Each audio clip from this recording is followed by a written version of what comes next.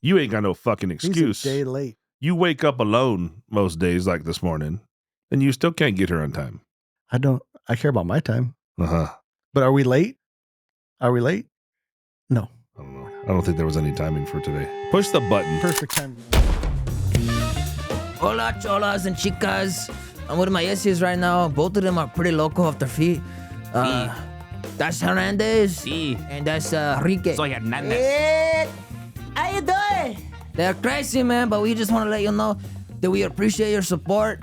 And most importantly, enjoy the podcast. Enjoy the podcast! Yeah. Are you fucking deaf? Fucking Owen's got his cello in there. I'm like, dude, we need a cello introduction for the podcast. Cello. Well, first I walk in, I said, what the fuck is that? He goes, that's my cello. And I said, I don't think a man has ever said that to me before. That's a big violin. That's my cello. You play any instruments? I don't. I did in school. Fuck, I played the clarinet in fucking elementary school, dude. I played the everybody did. shit out of it. I played the shit out of You didn't recorder. have any other option. Oh, yeah. Recorder. Recorder. Everybody fuck is a played the fucking recorder? recorder, little tiny. Is that the little plastic fucking bamboo Well, thing? They're like white, weren't they? Yeah, there's some ivory white, some kinda? brown. Yeah. Yep. Yeah. It's like it has no musical value or skill set, so that's why they gave it to everybody. That was the option, like in band, like you were in a real band, though, like in school? Fuck no, I wasn't in band. I was an athlete. Band nerds. Fucking no. Athlete. Athlete. Holy So shit. I told Jake before we started this podcast that I didn't want to introduce the guest because I'd fuck up his I'm name. going to try really good. So Hold on. Jake's like, what is wrong with? And he said the last name. And of course it was wrong. We'll have to ask the origins of your nickname, too. But today we have Colton Bagnoli. There, nailed it. Oh, nailed it. Nice. So I Nailed said earlier, I said Bagnoli, and he's like, oh, shit. That's Wrong. definitely not it. That's not it. And then I also know you as Pap Winkle. Pap. And I believe that has some roots in a brand of alcohol, if I'm not mistaken. It does. Okay. It does. So, And actually, so funny story real quick is when we built this podcast room, part of the build process was I knew I wanted to put some alcohol in here because I was thinking of what a next level podcast room might be like, oh, we're going to smoke some cigars and shit, you know? And I reached out to Colton and I said, Colton, if I was going to get a line of, it's bourbon, right? Yeah. If I was going to get a line and spend, whatever, I think I told you my budget was like $500 or something and put some alcohol in here, what would you get? And he gave me the list, and that's the list that I bought. Yeah. So you guys are drinking the good shit today. That's the Rushed best. it. Blanton. What does that go for? So Bland's used to be like a $80, $90 bottle. And now, man, I've seen it sell as high as $3. It's super hard to find. I think I paid $3 for that bottle. Yeah. It's super hard to find at times, It's good stuff. especially in Montana. Enhance your shooting experience with Stocky Stocks. Are you tired of struggling with mediocre rifle stocks that hinder your performance?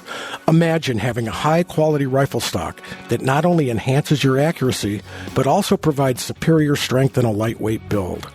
Stocky Stocks offers a wide range of premium rifle stocks manufactured with hand layup carbon fiber construction, a patented carbon fiber AccuBlock, and multiple finish options.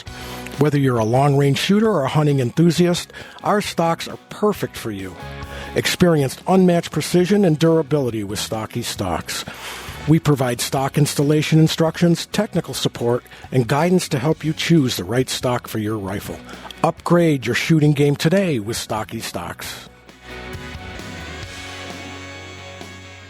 It's extremely hard to find. Is it really? Oh my gosh. Oh, because a lot of alcoholics, or they just don't go over there? I think Montana's got different liquor laws, right? Yeah. And so it's all like state-owned liquor stores.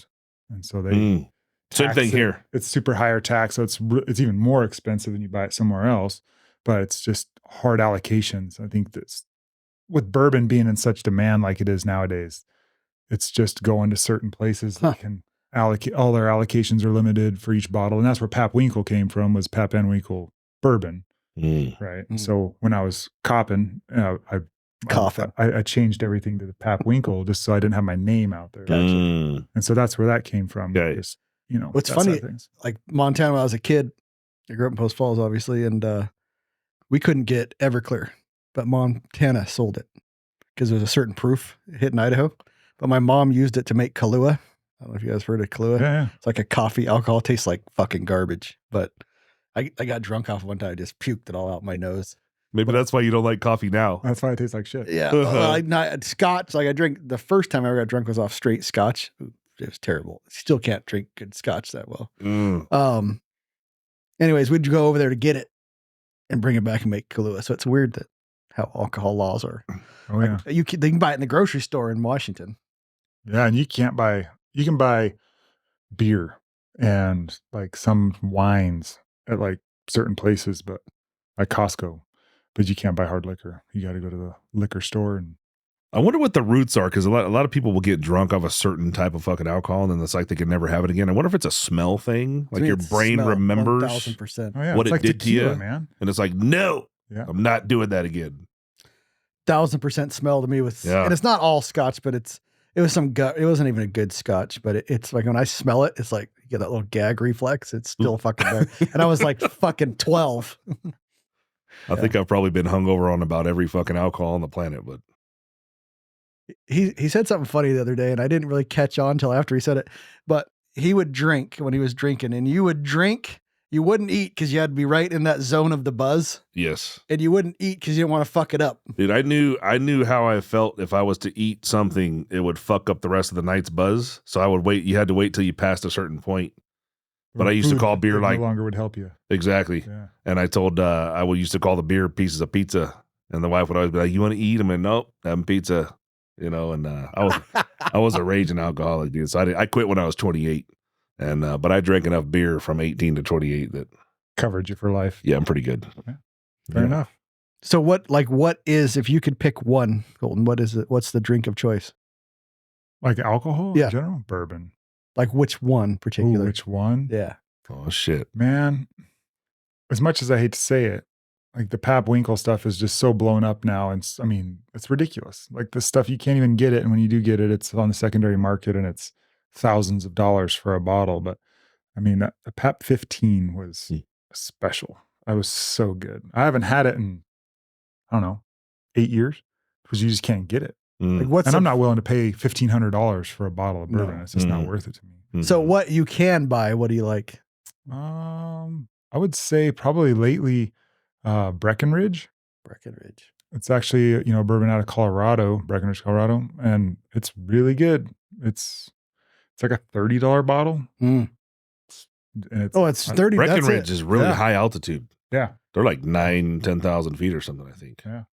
Huh. But it's a good bottle. It's a good bottle. A friend of mine, Frank, brought in that one on the left there. Graham, that right? Does it say Southern Cross on it? Is that the one that says veteran owned? Yep.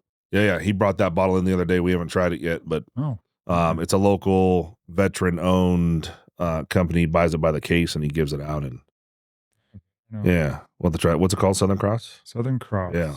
North Carolina. Okay. Breckenridge bourbon. You'll have to come back more often $44. so the bourbon actually gets drank. Hey, Luke, Oh, yeah. look I'll up come what some Pap Winkle goes for. What do you say, Pap Winkle 15? Yeah. I mean, if you want to look up just Pap 15, or you can do any Pap Winkle, good luck finding anything under like, I would say $3,000. Are they still regularly making it, or is that why it's I mean, you got to think though, like Pap 20. Oh, That stuff was pulled out of the barrel or put in the barrel in 2004. okay? That Okay, was- so the Pap 20 means a 20-year-old. 20-year-old bourbon. Oh, That's And you got to think like how much 1949. you got to think how long that stuff's been set. And like back then they had no idea. They just had their allocation. It's small. it's not even a fancy looking bottle or nothing. Yeah. That is That's a cheap bottle. That one's only ridiculous. 1900. Mm-hmm. Buy it. It's the family reserve. They probably watered it down. Yeah. Yeah. So that bottle I used to buy for like $80. Oh man, No shit. And back then, $80, 10, 15 years ago, $80 was A lot of money. a lot of money for a bottle of bourbon. Now, I mean, if you had that stuff for $80 on the shelf, it'd be gone in 5 minutes. Yeah. First guy to walk in there would scoop Buy it all. whatever you got. 32 or $3,300. Yeah. Pappy That's Van Pap Winkle's 20. And the Pap 20 is a good one. It's real popular, but the 15 I think is smoother. This old dude with cigar. Fucking badass. Okay, so Yeah, they that's a sweet just bottle, release, man. That's just the coolest bottle. it's like a limited release. Then they keep some for 20 years, some for So they 15 used to call it year, like a and- drop.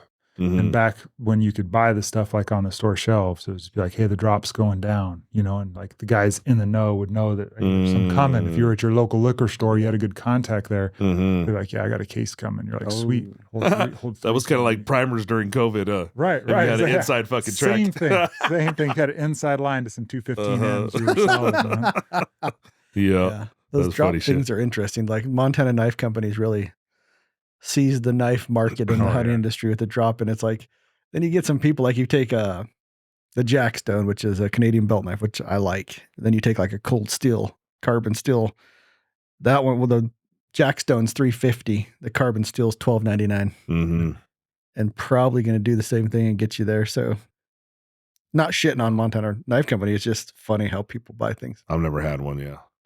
The whole idea of the drop thing, though, that's a new kind of fear of missing out.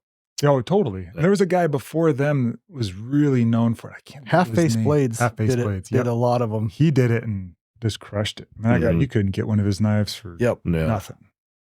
There's a lot of, I think there's a lot of knife. I actually, maybe 10 years, 15 years ago or so, I was into, I'm still like big folder knives, but this one guy made a knife called the Man of War.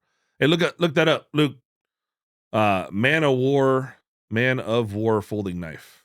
And it's just big fucking burly, and you could pick like if you wanted titanium on one side or copper on the other side, and he would do a bunch of customization to the knife, and you had to put your name in, and then you had to wait something like 18 months, you know, at the time for your spot to come up. So when I had put my name in, the knife was something like $800.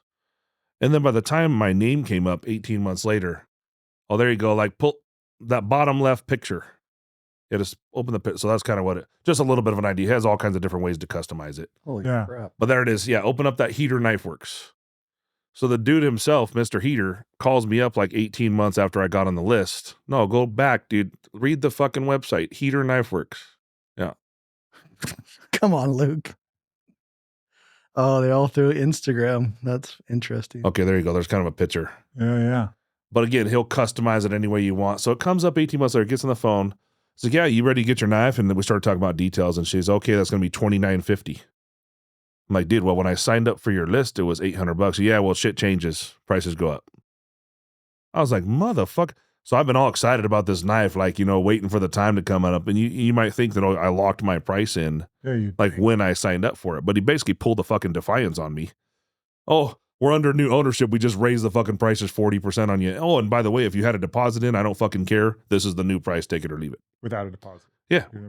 Yeah. No, I had a deposit. Like you had to put a deposit to get your spot. Right. But I put a deposit on an $800 knife, not a fucking $3,000 knife. Right. So you lose it. You forfeit it. And I'm on the phone and I'm trying to explain that to him. Like, are you serious that this is going to be 4 times the price that I gave you a deposit on? He's like, yep. And I canceled. And at the time, you could buy one of his knives and sell it for 3 times as much on eBay or whatever. And the dude's like, yeah, I want to cancel. He's like, are you fucking serious? You're going to cancel? I said, yeah, I want to cancel. And that was because it was like morally fucking wrong to me what the dude was doing to people. Right. That shit better be a lifesaver. Yeah. At $29.95. Well, I mean, yeah.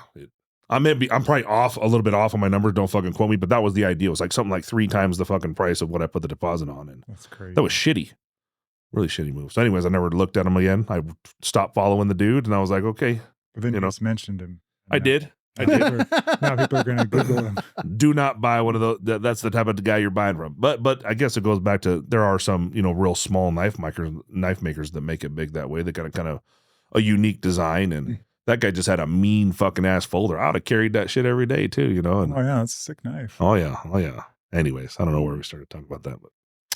Well, Colton, you should give us a brief rundown of the bio. I'm sure lots of people know you, and I'm sure some don't. So give us a rundown of the history of Colton. Yeah, so started hunting Arizona back long ago. I was probably 10, killed my first deer. So come from a long line of hunters and anglers and outdoor folk. And I've just started building custom rifles when I was probably 18, custom handguns, 8 rifles, shotguns, lever guns, 18, 19. Then I've always worked in the outdoor space. So first job was in a bait shop when I was like 16 and worked in archery shops, and then just kind of progressed into rifles and then started working with different companies in the outdoor space, started writing, did a stint in law enforcement, And You had your own rifle building company at some point, though, no? I didn't have my own. No, I Okay. built for a couple I built for a builder. Then we had 2 companies underneath that company, and they're long since gone. Not worth mentioning at this point. Was that Arizona? It started in Arizona. The first one I started with was Ted Yost, building custom 1911s, Browning high powers. Ted's one of the godfathers of the 1911 Browning high powers. I mean, there's just nobody that builds a better, finer firearm than him. I mean, some of the clients that I was working on guns for him was like Tom Selleck and like some crazy people. Nice. Like Magnum PI. Huge, yeah, Magnum PI. Is 1911 what forms into? Staccatos. Staccato. So staccato is just like a variant of the 1911, right? That high Capacity. Yep. So yeah, so started all that stuff, did some law enforcement, recently came out, and now I'm just a trout bum, fly fishing guide in the summer, and outdoor rider and rifle shooter the rest of the year. Writing articles and all kinds of different stuff now. You feel kind of free, or do you feel kind of locked down now? Like with your variety of stuff you do during the seasons, and or you might be kind of doing what most guys would want to do. Like, oh, there's a wife at home that's kind of has a full-time job, does the kids thing, and then I can I'm still making money, but I'm out doing what I want to do. Yeah, I mean, my wife works hard. She's an ICU nurse, so she's working her hard shifts in that regard. And so, I mean, I'm technically a stay-at-home dad, but I picked and choose the right career paths to make it work, right? So, at a good place where my oldest is old enough to kind of help out, so I can slip out for early morning trips on the river, and she'll kind of hold the fort down. So, it's a team effort for sure with the family and everything, and just juggling that. But yeah, I feel more free now, just because, I mean, like I guide clients, just guiding a guy the other day from Florida. Dude's worth more money than God, right? I mean, just insanely successful dude. And he was just like, man, you've got the life. Like, isn't that interesting? Yeah. It's just like, well, you've got. I was about to say, but that's the point I was trying to make, is that some guys literally, no matter where I just had a talk with a business partner this morning about it. It doesn't really matter. Sometimes money is not the most important thing. Yeah, it's not. Like I guide extremely wealthy people all summer long, every day. Every day I'm on the river, June, July, August, right? Not almost every day in July for sure. June, I took some time off for the family, but and they're telling you're doing what I wish I could do. These guys have more money. They're paying to come on these trips, but that's their week, man. And it puts it into perspective for me. Like, this is their week, and they chose to come to Montana to go fly fishing. And those guys are like, top percentage of wealth in the country. And these guys are like, man, you've got the life. You float down a river teaching people how to fly fish.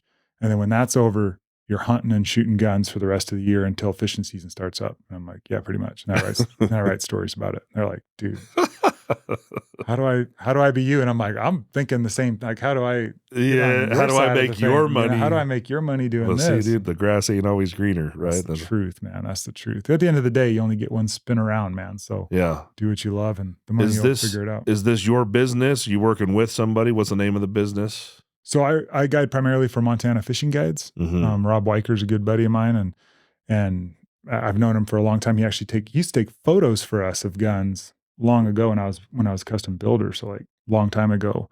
And it was just like, man, I'm a fly fishing guide too, and blah, blah, blah. So we always stayed in touch. And I'd always send people to his way, because I've fly fished my whole life and love it. It's just just awesome. I love it. And when I started looking at, getting out of law enforcement to be more available with the family and stuff, it's hard working night shift. Your wife's working shift. It was just that changeover, right? You're just like passing the kids off in between, and I go to work at night, and then I'm on call for SWAT and sniper and all the training and stuff that goes with it. It's a lot, man.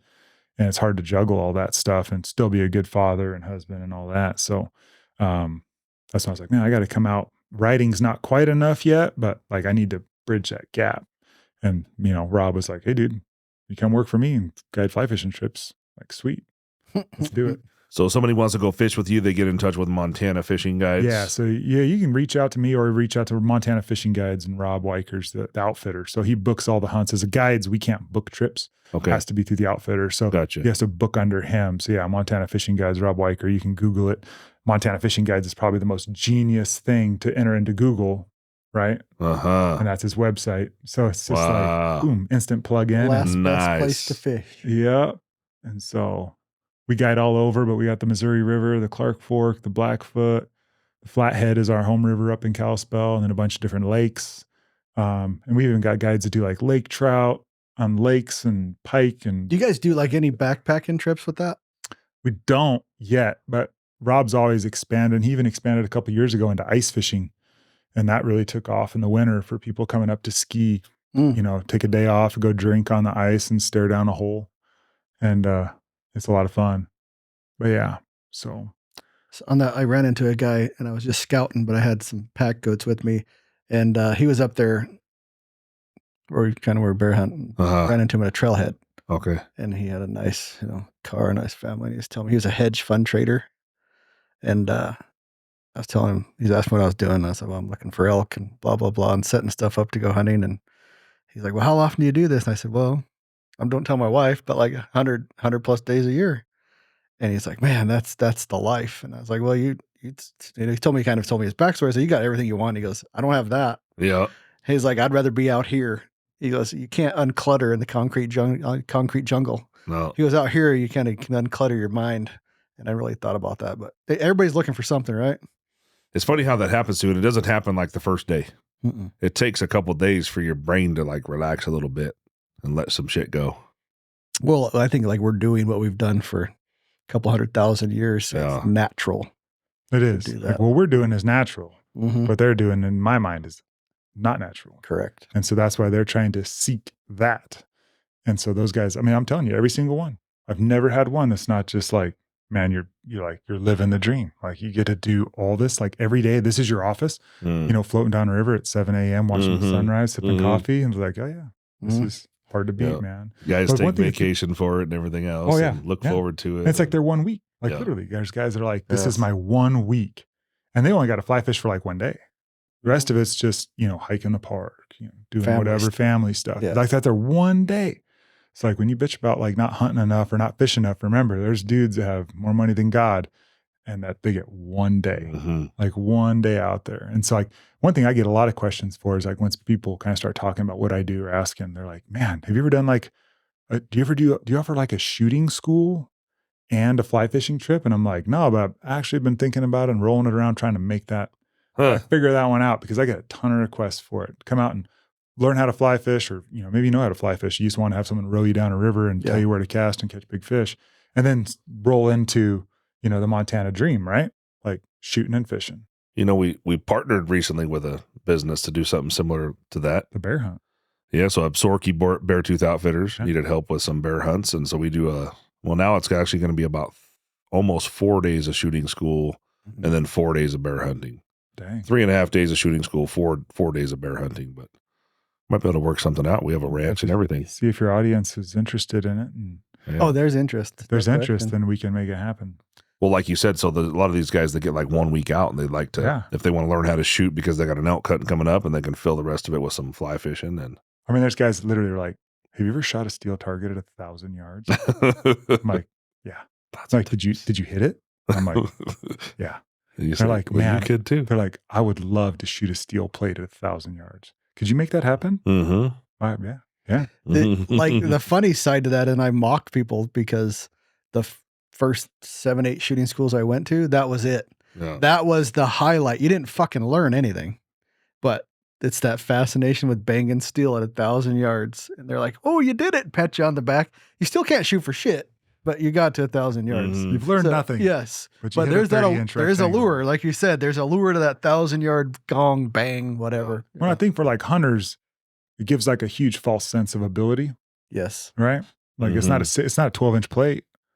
You're not cold boring a 12-inch plate at 1,000. You're hitting a lot more dirt than you are steel. But for a lot of guys, like have never done it. Like they know, like they Google stuff, they read stuff, and they're like, man, these guys shooting long range, like that's cool. Tell them if you're quick enough, you could probably have 3 bullets in the air before the first one hits. Yeah. They'll really blow their mind. Oh yeah. Wait a minute. Totally. You go, Wait a minute. boom, boom, boom. Ding, ding, ding. Be the next level mind blow right there.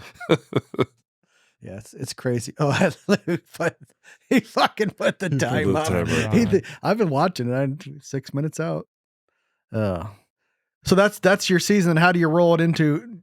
So like your time falls your time. You don't do any guiding in that sense. I'll guide fishing trips into like September. I mean, I'll guide trips as long as somebody wanted to come out and fish with me. I don't care. I love fish. People ask me my favorite time to fish, and I'm like February. because there's no one on the river. Mm-hmm. You know, it's nice and peaceful. There's got to be like a better time for like the bigger fish or something though, right? No, actually, like on my home river, it's February. Really? Those fish are moving up out of the lake and starting to like come up to start spawning, right? Because those where I'm at on the Flathead, those fish come from the lake and they go up almost to Canada, right? And then like up in a glacier park, you know, to spawn. So they start moving up in like February, March. So like literally the biggest fish and best fish in the river is when it's like cold as shit. Cold as hell. Like you're just waiting for the ice pack to break up to where you can float down the river without hitting an iceberg and have a Titanic moment. Well, you're out there, you're fly fishing. So are you in like insulated waders at that point? We're doing drift boat. Okay. We're in a boat floating. We don't do that bank stuff. Gotcha. Unless I absolutely have to. Gotcha. Like I'm floating down and. I guess when I picture fly fishing, I always picture the fucking, you know, the governor of Utah out there in the middle of a, you know, and he's doing his thing in the middle of the little shallow river. I guess I think a river runs through it. River runs through it. Yeah, that's what I picture when I started picture fly it all fishing. for fly fishing. I mean, not started at all, but really it's like the renaissance of it, resurgence. How's a dude from Phoenix get into fly fishing? So again, it's like old Angelo Bagnoli, right? My grandfather. He's a huge fisherman, huge hunter. Yeah. I mean, just crazy about it. So his life, but being like a, you know, a child of like the Depression, you know, like nothing went to waste. And it's like hunting and fishing, like was procurement of food, not just like catch and release. So I always joke with people now, if my grandfather knew I was a fly fishing guy, he'd probably be rolling in his grave. I'm letting all these big trout go instead of putting them in the frying pan. But yeah, so we would always just hunt and fish, just like in the White Mountains, you know, Eastern Arizona. It's pretty much where I kept my teeth fly fishing and hunting. Are you required to catch and release? No, but I mean, for me, it makes best practice, right? Like, so you catch and release because it's a business? Well, not necessarily. Yeah. Yeah. I mean, for the most part, yeah. I mean, if every guide kept and killed their limit, like there would be no fish left at the end of the summer. So, and it's just kind of like, I love fish, like eating fish, but like I'm not a trout guy. Like I'll eat halibut, salmon, sashimi, sushi, but I'm not going to take a trout home and just fry it up. It's not like my favorite thing. I'd rather catch them, I mean, personally, but just let them go. But I mean, that's the big thing is most people don't really want to keep them and eat them. Most people just want the experience, right? And just catch them, let them go, and then just go about their day. Fish molesters. Yes, harassing. There's some lady this year called me a fish pimp. Fish pimp. And then like an elk watcher? Elk watcher. No, when I pull the trigger, it's dead. That elk's not, it's a 339. I'm only 340 or more. Hey, you got to have standards. I'm not shooting it. Hey, if you don't have standards, you fall for anything. There's this guy, this is total side note, Correlated River. I used to hunt up there quite a bit when I was a kid, and fly fishing really wasn't a big thing then, but it got bigger and bigger, and there was this guy, and I don't know what he did for a living, but he had a big motorhome, and he'd always camp at this right off the road. And then probably like 2005 or 6, every year he'd have this big fucking sheet on the back of his camper that said fly fishing is for fucking pussies. Because all those guys are going up the river. That always stuck. Nothing against it. No. But I always laughed. You got these dudes, and they're not unlike hunters. You go to Orvis, is what it's called, right? That's one of the companies. The fucking prices of some of this shit for just like a net's like $200. Just and rods can go. What can a good rod go for? Oh shit, $1,000, $1,200. Yeah. So it's like hunting with the gear side. Yeah, it's the same thing. Yeah, but it's just like, you know, you do get what you pay for. Like once you've been doing it enough, like I pick up like a $300 rod. I'm like, meh. You know, you pick up $1,000 rod and you're like, wow, this thing casts better.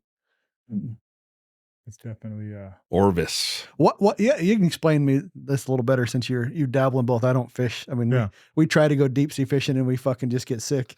But we caught some fish. We did. But why do people look at fish like they have no soul? You can murk fucking fish and the left don't care at all.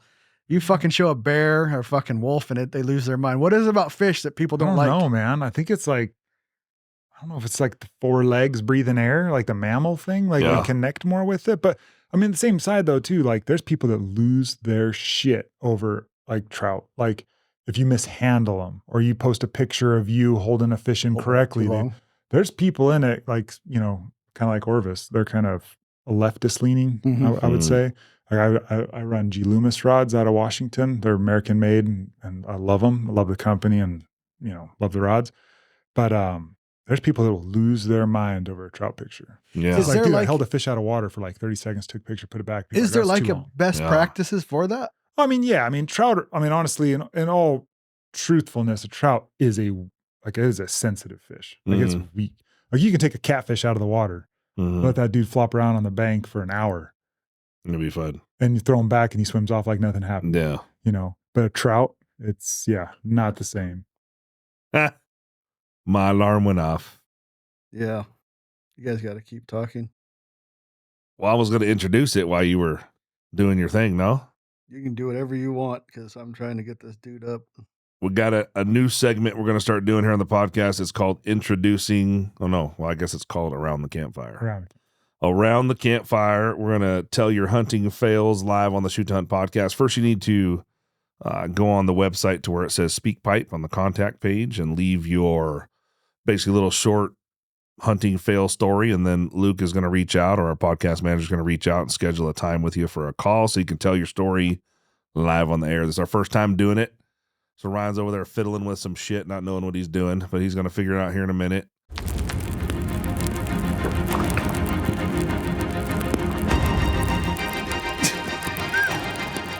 Luke, man. I don't even know what's happening right now. Sorry, Colton. All good. You're a test dummy just like us. All good, man. Michael.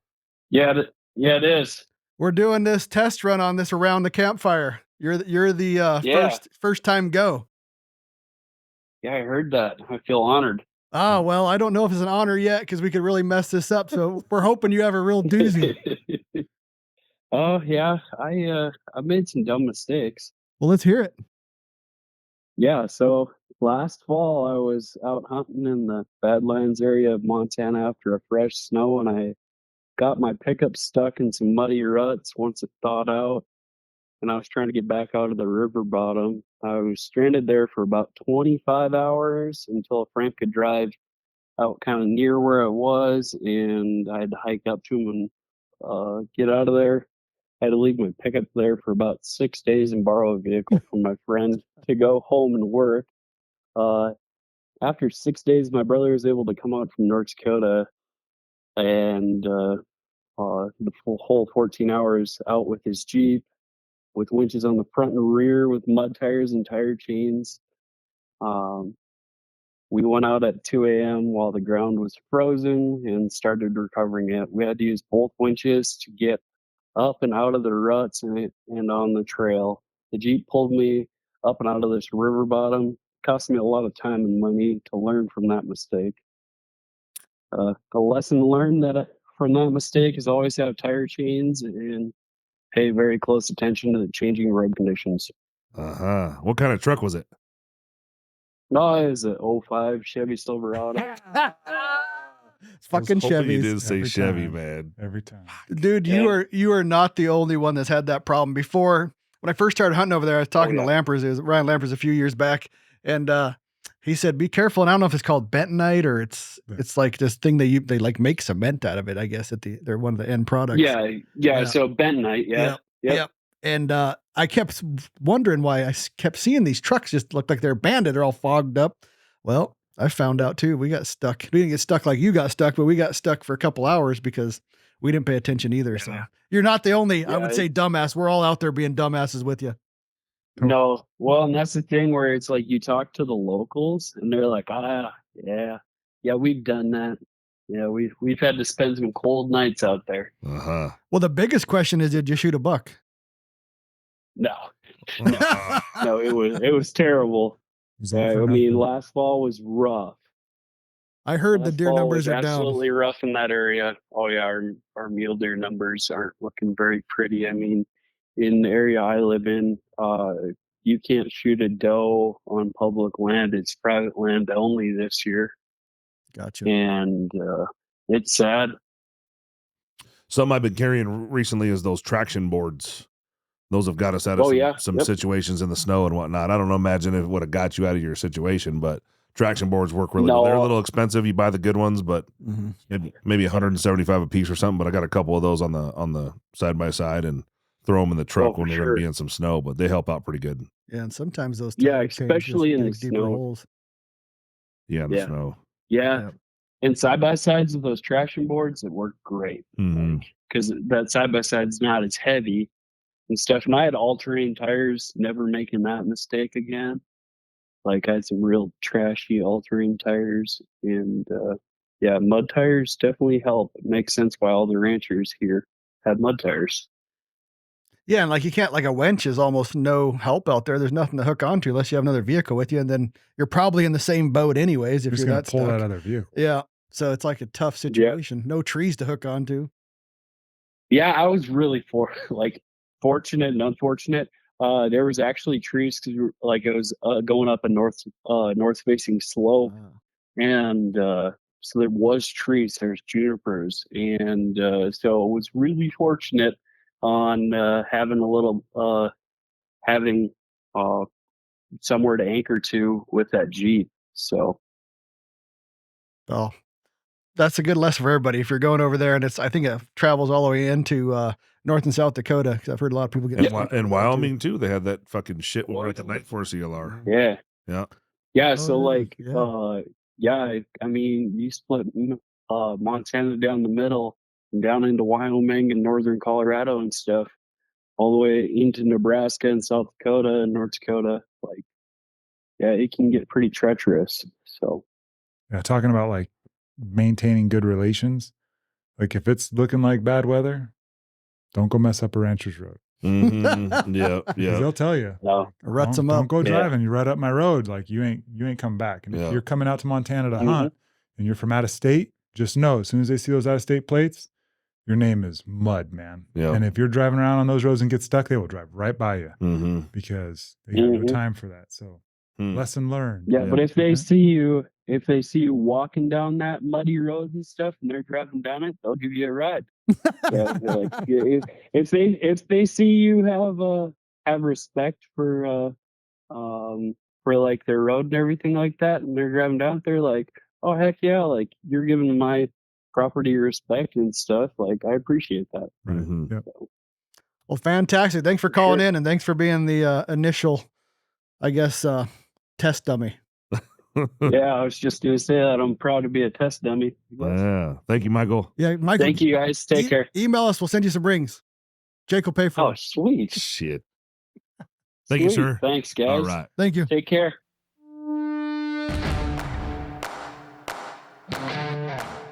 Hi, I'm Brent Jarbo, CEO of ADG.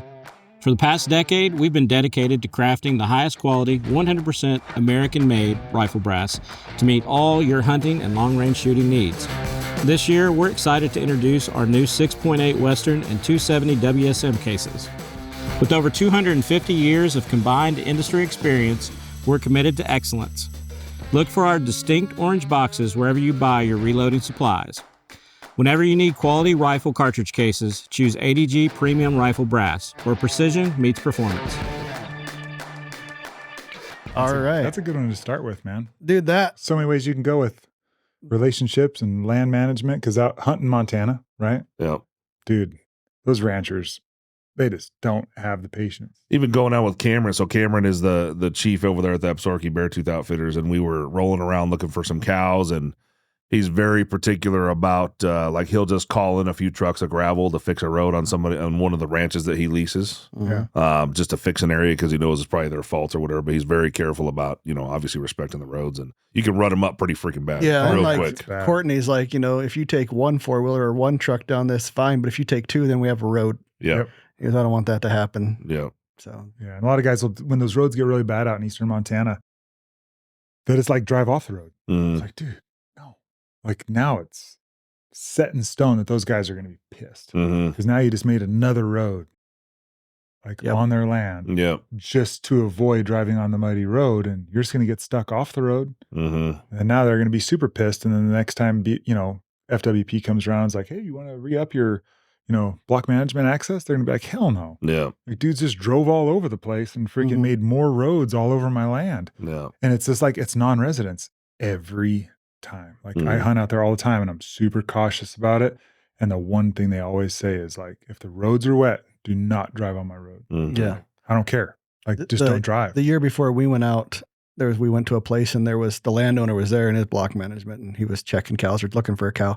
And he's like, yeah, this used to be all drive-in because it was all walk-in. Yeah. He's like, but people just kept fucking up my road. Every time. He said, then I got to come spend my time to fix it. And money. And money. Right? He ain't making much money off cattle. No. Everyone thinks all these cattle guys they're rich. It's like, dude, those guys are broke. And they don't make a whole lot off the block management either. No, they get nothing. It's pennies, really, the scheme of things. And that being said, that's when you definitely need to stop and sign their fucking book, because the book is how they get paid. Yep. So don't treat it like it's a pain in your ass or whatever. The only reason you're getting to hunt there is because the dude's getting paid because you signed the book. Exactly. So sign the book. Yeah. And that's right from his mouth. I don't let people drive in here anymore. He said, Every for single 5 one. years I did. Yep. That was the first year I'll walk in, and it was a big chunk. So I liked it because it gets you away from people. Totally. But there's a reason it's walk-in. Yep. And it's because guys just can't follow the rules. It's not even a rule. It's common sense. Well, it's It's just like when the road's crap and you start driving down and you're sliding uncontrolled, it's like, you should stop. They got to look at it. If it was your property, what would you want? That's how you got to look at it. It's Right, respect. exactly. Yep. And people don't respect people's throwing shit out. Like, I mean, you see lots of fucking littering even inside there. Oh yeah, shooting the signs. Yeah. I got a road marker up. I'm gonna set my rifle in on that road marker. It's like, oh, awesome. That's a great idea. Shooting sign things I've never understood. I've never got it. I never understood it either. But you see them, it's just like, man, I would never in a million years stop and think, what? I'm just gonna shoot some holes in that. I want to shoot that. It's like, I don't understand that. I had a friend that worked for the Forest Service, and I was like, when I was a kid, you had they were wooden signs at that point in time. They were all fucking named, all the cricks. All the cricks were named. He's like, man, they fucking blow them off with shotguns. We can't replace them fast enough. It's a waste of time and money. Yep. So they just quit doing it. So you I think it's just like drunk kids just driving around being assholes. Yeah. I was a drunk kid a lot, and I never shot a sign. I never did. Yeah. Never discharged a firearm at night just being an asshole. I think that around the campfire is pretty cool. Yeah, I like it. You guys need to call in with your speak pipes with your epic fails and get on the live podcast. Yes. Pretty cool. Good job, Luke. Okay job, Luke. That is a good job. Colton, we have you here, so we got to talk a little. I listened to your Hammer Bullet podcast. Oh, yeah. So good podcast, by the way. Oh, thanks. I don't know about their special metal, though, but that's between them and the other copper people. Oh, yeah. But I have shot 0 animals with a hammer. I've shot quite a few animals with a mono bullet. Yeah. And I've seen probably 5 or 6 animals, mostly elk, get shot with hammers. And I see the same thing pretty much with all mono bullets, just underwhelming. Animals died. Don't get me wrong, they're going to kill. Yeah. One thing I noticed, you got to keep the speed up. Yep. With a mono bullet. 100%. But underwhelming compared to a match bullet. Totally. You compare, but what have you witnessed? Like my soapbox is I'm anti-mono, but I know lots of people hunt with them. Why do you hunt with a mono bullet? So I like them on the sense that it just, like you said, those match bullets, when you open an animal up, it's just like a can of soup inside. It's just soup. Those bullets are so destructive, right? Like in my mind, I just hate cutting all that meat away and throwing it away. Like I've had lead poisoning. Like people always say, oh, lead, lead. Not from a bullet though. Well, no, my lead was from shooting too much, right? The primer probably gave you just shooting indoors at pistol. And just being around it too much. I'm sure it's a combination of indoor pistol shooting, ARs, suppressed ARs. Hand loading. You're sucking all that gas, bad right? ventilation in the building. Bad ventilation and just sucking all that gas shooting suppressed. Even suppressed rifles outdoors like ARs. You're sucking all that gas. When you taste it, like, right? You like that smell? That's you're poison. Like, oh yeah, gunpowder. Like, dude, that's poison. Like coming from someone who's been there, right? Yeah. It's poison. Like you're sucking lead, burnt lead, because the back if of you that smell bullet, it or taste it, it's in you. It's in you. Yeah. And so that's where it gets really bad. Is that when you're burning it, right? It's like the gases. Like, and you breathe it in, like that stuff goes straight in your blood and it builds up in your body. And whether you choose to, like, we all joke about the California lead thing, right? But like I'm telling you, from somebody who's had it, like it's not a fun place to be. Like the memory loss that I've had is permanent. Like there's stuff I look at, pictures, and I'm like, I don't remember that. I don't even remember pictures that I was in. Like it messes up your brain. It messes up, like I had huge headaches, which was my symptom. It's like, man, I got these headaches. It just won't go away. You think that yours is kind of an extreme case though, because of the amount that you were shooting at the time? I mean, this is not a normal experience for the average hunter. Yeah. I mean, we've all eaten lead, I'm sure. And you process it and whatever. But when you start really looking into it and start going through it, like whatever you believe politically and making fun of California, like it's bad, right? You don't want to have high levels of stuff in you. And my levels were way higher than what a normal person should have. Everyone has lead in them just from our environment now, from the world we live in. But when I started looking at it from that, I'm like, all right, I got to limit it a little bit more. And aside from the lead, it's just like, man, I hated cutting off a whole front shoulder, just to toss it because it's so bloodshot. Do you shoot right? Shoulders? Do you shoot for the shoulder? No, but things happen. Right. Yeah. Like I don't necessarily shoot for them, but things happen. Animals move, bullets drift 2 inches. You're hitting a shoulder or whatever. But so I started shooting monolithics just because I wanted to experiment with it. And the monolithics I had shot in the past were like more of that traditional, like where they just peel. You get that mushroom, right? Like a Barnes bullet. Yeah. And if it's going slow, you pencil, right? And then it's really slow death. And I don't like that. Yeah. The hammers kind of intrigued me because buddies were shooting them and those petals were shearing off and going all over the place, causing more damage. Animals were dying faster, pretty clean, quick kills. And then you just weren't having all that lead bloodshot, meat, regardless of where you hit it. When I shot some deer last year, center punched him in the shoulder just to see, and it was pretty clean. Like you could eat to the whole. Like it didn't have like all that destroyed bloodshot nastiness. And so I was just kind of like, man, it's kind of cool. Like having, you just carve around the hole like an inch and just get the bone chips and stuff out. And then you're good to go, right? Eat up right to the hole, they say. Yeah. And so I was kind of like that. And the accuracy, I thought they were a pretty forgiving bullet to shoot and got really good accuracy out of them. I was happy with them and happy with the performance. And as far as monos go, it's one of my more favorite ones in terms of like an actual copper bullet, like a lathe turned bullet. There's other ones that are like compressed, like the CXs from Hornady and the E-tips from, Nosler and stuff are a little bit different, but they don't shed off those petals like the hammers do. And I kind of like that because I saw some crazy damage like on some stuff I shot where it's just like, man, those petals, they go. They're not just like driving a little bit. They go shearing off and cut stuff. So. They're similar to a cutting edge where they peel off four. Exactly. Yeah. Have you used any of cutting edge? I haven't, not on animals. I've shot them on paper, but not on an animal yet. Like the average distance and the farthest distance with the hammer? That I've shot? Yeah. Probably like 400. But I've seen some stuff in that like 500-600. That was pretty solid, like performance wise. Pretty good. Yeah. Like I said, I want where I usually end up shooting things, I don't want them to move. Oh, totally. So it's like, that's my per capita. And me and Jacob beat it to death. And so it's form per capita. I got to shoot them more with a mono to anchor them down to make them stop. Again, I'm not real versed in the hammers. I've seen like 4 or 5 total, but Barnes, with a couple of the McGuires I've seen, which I've heard he's changed that up a little bit, and cutting edge, man, they stay on their feet, and that just bugs the shit out of me. I mean, yeah, I guess they tend to, but I've also shot stuff with match bullets that stayed on their feet. Like I've shot stuff with match bullets that went just as far as monolithics. But the stuff I've shot with monolithics, man, they didn't make it 20 yards. I mean, they stayed on their feet. They didn't fold up and crumple. But they didn't make it 20 yards because I'm in the same neck of the woods as you guys. Right? I got grizzly bears. So I'm not, that's why I'm not like on the light side of things. I like hitting stuff and putting it down because I hate grizzly bears. I hate trampling around trying to find something that makes it to the dark timber line. And then you're like, oh, sweet. Now I got to worry about finding this animal and finding a grizzly bear crawling up my ass. Yeah. So it's like putting them down is obviously, I mean, that's the ideal world is we put them down so it's quicker, more humane, ethical, all those things. But also for us where we're at in the Northwest, it's like these damn grizzly bears, man. Like they will be there. They're not going anywhere. Yeah. I never seen a grizzly bear in Unit 1 and now I see them probably every other trip. Oh yeah. I run into one or see one. Yeah.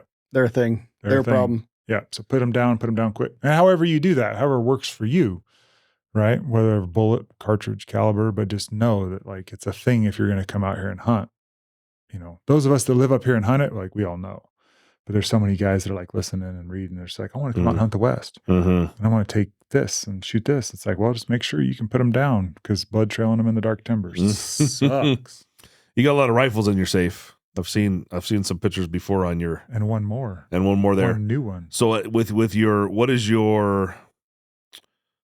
Maybe it's because it's your favorite rifle or what, but is there a favorite cartridge with a specific hammer bullet that you're grabbing first?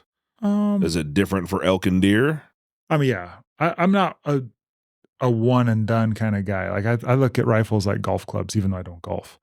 But like, same as like fly rods. There's like different tools for the job. Yeah. So like I'm not going to go out and I drew antelope tags this year with my wife in Montana. And I'm not going to take a 338 rum to go hunt antelope. Okay. Like, it's just not my thing. So what's your elk and your deer and your antelope gun? So different. Like if I'm going to hunt elk, it's probably going to be a 7mm or larger for me. Okay. Right? I know you guys like the 6, and I'm super interested in talking about the 6 and all that stuff. So you don't have a specific one that you're grabbing out of your safe right now. So let's say you're going on elk. If I had one gun, I mean, I'd probably take the 300 Win Mag with like the 181 hammers or the 200 grain ELDX. I've had such good performance like all around with those combinations. When I was guiding elk hunts in Arizona, I always had a 300 Win Mag in the truck. And when clients had a rifle that didn't perform or didn't, they missed or they lost that confidence, I'd pull out my 300 Win Mag with 180 grain AccuBond, and they would stone elk in their tracks inside 600, 700 yards. It was about the furthest I saw one killed with it, but I usually limited clients to like sub 500 because it wasn't their gun and whatnot. But they just stoned them. Just super effective. And it kind of just shaped my thought process going forward in my life, after guiding for so long down there. It's just like, man, this thing works. And there's other ways, right? There's 7PRC and there's all these new cartridges and new bullets and there's different ways, but it's just like, you got to have confidence in what you're doing. I think that's more important. And for me, that's always a solid, but like, 7PRC, man, it's awesome. It's 7PRC and up then for elk? For me, that's a pretty tried and true. I mean, I know some guys and I've seen some stuff killed with 6.5s on elk, and I know it's effective. And I know there's guys that shoot it with smaller stuff, and I know it works for them. But like if I'm giving advice, because not everybody can always place that bullet where they need to. Like I'm a 7mm and up for elk kind of guy. Yeah. Deer, I think you've got a little bit of wiggle room, and antelope, that's a whole nother ball of wax. They're not super hard to shut down and thin skin. So like 6mm and even the new 22 cals, I think would be plenty for antelope as long as you can put the bullet where you need to go and you're using the right bullet. I think projectile, design and I think is more important than anything else. Yeah, I totally agree. If you're going to go up on the same note excuse me for the phrase, but if you're going to neuter the rifle with a mono, you need a bigger bullet. Faster, for more too. tissue damage. Right, yeah. Yeah, because the reason we're going lighter is because you look at a nose ring DTAC or you look at a ELDM, you can go lighter, and that bullet construction is going to give you a bigger wound channel than a lot of 7PRC with a 180 mono. It's just going to touch more tissue than the 180 mono, just because it does the way they're designed to come apart. Right, totally. And with the hammers, it's like guys always want to go like bigger and keep that higher BC. Yeah. And that's a wrong way to think about monos, is you need to go lighter and ramp up that velocity up. Like and you really got to focus on like the muzzle velocity at like, if you're going to shoot, like 700 yards, like that's my max. All right. Then you need to make sure that muzzle velocity is 2,000 feet per second. Not 1,800, like everyone always. That's where you like to. It is 2,000? 2,000, I think, is a great place all around. Right. You're going to get reliable expansion with a Berger, with a Hornady, with a Nosler, with a monometal. Right. You're going to get the optimum performance out of that bullet with like, if you keep it right around 2,000. I like that really because we're listening to that podcast when Steve said, well, down to 1,800, they expand, but they do expand much lower than that. And once you start getting much lower than that, upset is different to a lot of people. Are you talking about just the tip like cratered in a little bit? The petals popped off? What are we talking about? Because there's a big difference between like an ELDM that's pretty much shedding its whole weight, the first 2 to 3 inches in there, and a copper bullet that's pretty much its neck length is probably 6-8 inches, I imagine. I don't know when they pop off on the neck on the hammers. I would say it's probably right around like 4 to 6 inches. Is somewhere it? So like maybe a little longer, just depending on the caliber, the speed. I mean, there's so many factors that go into it, right? But like one thing about those hammer guys too, and like we talked about a little bit on that podcast, but they don't really go into it a lot. Like, man, they go to Australia and they got a guy down there that does a ton of testing for them. Bunch of choline. Man, they shoot tons. They do tons. They go down there and shoot water buffalo, and they shoot tons of animal doing tissue testing with all their new bullets. Before they ramp out a bullet, they're down there testing them. And I mean, those guys will tell you, like, go lighter and ramp up that speed, right? And I think that's a reason why you don't see a lot of companies running their stuff, like in terms of like factory ammunition, because everybody thinks high BC, and so it doesn't sell as much ammunition when it doesn't have that high BC 180 and that 7mm. They're like, those guys would be like, well, I'd rather see you push a 155 at like 3,200 than a 180 at 29, because that you need that muzzle velocity. And it's just you got to change your way of thinking and your thought process if you're going to run meadows, which I think it's a great way to go for a lot of guys. but you got to change your way of thinking, not chasing that high BC, keep that muzzle velocity up and get a better performance. So in this fancy new 7 PRC that UM built, what are you going to shoot out of it? 155 hammer hunter tips. What speed do you think you'll get out of that? I don't know. What did it shoot, Jake? Oh, we already did load div. Oh yeah. I wish I could. Luke, if you're on the line, will you go get the load div folder from Lane, please, and bring it in? So one of the big problems, so at Unknown Munitions, we get a ton of requests for custom ammo. Yeah, totally. And some of the misnomers out there, or some of the issues with running mono bullets, specifically lathe turn type of bullets, is the twist rates of today's production rifles don't match the given weight range they expect out of a cartridge. So they're going to shoot a 300 PRC. They're going to see 212s and 225 ELDMs on the shelf. Yeah. They're going to want to shoot a 220 lathe turn bullet. Yeah. So obviously, so just to give a little bit of the, I guess, the educational part, that lead is very dense. The reason they use lead in bullets is to make the bullet heavier in a smaller package. So when you don't have lead involved, the same weight for weight bullet is going to be way longer. It's going to have longer bearing surface, and it's going to require a faster twist rate in order to stabilize the bullet. So like you're saying, go lighter, keep the velocity up. So you're going to have to go in a 300 Win Mag. The given weight range is, the common weight is 180, but 180 to 200 grains. You can even get lighter stuff than that, but you're going to have to go down to something like a 150, right? Yeah, 160s. 160s. Thank you, sir. I run the 181 hammers in my 300 Win Mag with a case full H1000, and with a 22-inch barrel, it's doing like 30, 50. What's the twist rate on that though? Probably 9.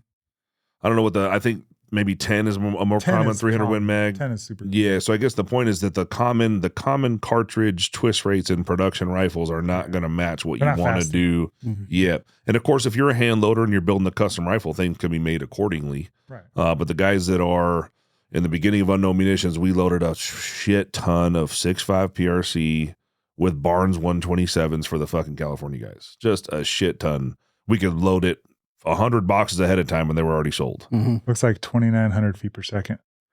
Yeah. They should do better than that. With a... Well, Nick's always shooting slow. Yeah, he's Walmart. That's with the 170. I said 155. So it's the 170s is what they sent me that tipped. That makes sense. So, well, that's pretty I'm good going to mess with, that's pretty good. With a 170. For a 20-inch barrel too. Yeah. So it's not bad. But that's some miseducation, I think, in the field is totally until you understand. And then, like I said, the longer the bullet is, the more bearing surface it has, and it's going to go slower. Yep. The more contact area inside your barrel as the bullet is being spun down the barrel is losing velocity. That's why they try to get around it with those rings, the ridges, or the bore rider, just the freaking middle. Well, that's just it. I mean, the 170 hammers. I mean, if you put a solid monolithic like an E-tip or some of the other lathe turn monolithics, I doubt you'd get 2,900 feet per second out of a 20-inch barrel. Yeah. I mean, the hammers do shoot faster because of their rings and their shape and design. So you do get a higher velocity. I've noticed that with every rifle I've shot them. They are higher than if you took that load data for like a same weight 180. It is higher. It is faster. But to that point, like what you're saying is if you're going to shoot monos, you got to go lighter. And the funny thing too, like, and I'm sure you guys get it, you know, everyone says they want to shoot like real far, right? But when I ask guys honestly, how far are you really going to shoot an elk or a deer this year with that rifle? Oh, sub 500. Well, then go with a 150 mono. It doesn't matter. No. Like it's 500 yards with our solvers and with Kestrels and with like a super accurate rifle like this, you're going to put the bullet where you need to. 155 grain bullet going 250 feet per second faster is flat going to be more effective than a higher BC, heavier bullet going way slower. Your odds of penciling dramatically higher. And then the odds of that animal walking that shot off and taking a couple more is dramatically higher. So just go lighter. You're sub 500-600 yards. Like realistically, if you really averaged it out, like the average animal's shot distance, it's sub 600. I mean, I would say, would you agree? Yes. But I would say like watching the shooting school for the last 3 years is get some training practice. Well, then there's that. Because we suck at shooting. And when tested with stress, 100%. Like 500 yards is still a long ways. Yeah. And all that, like all this range finding and all these fancy scopes and all this load dev is done is you're going to hit the animal probably, but maybe not in the right spot. Oh, totally. So it's going from a clean miss when you don't know what the fuck you're doing to now just with a laser rangefinder and a good scope, you're in the ballpark.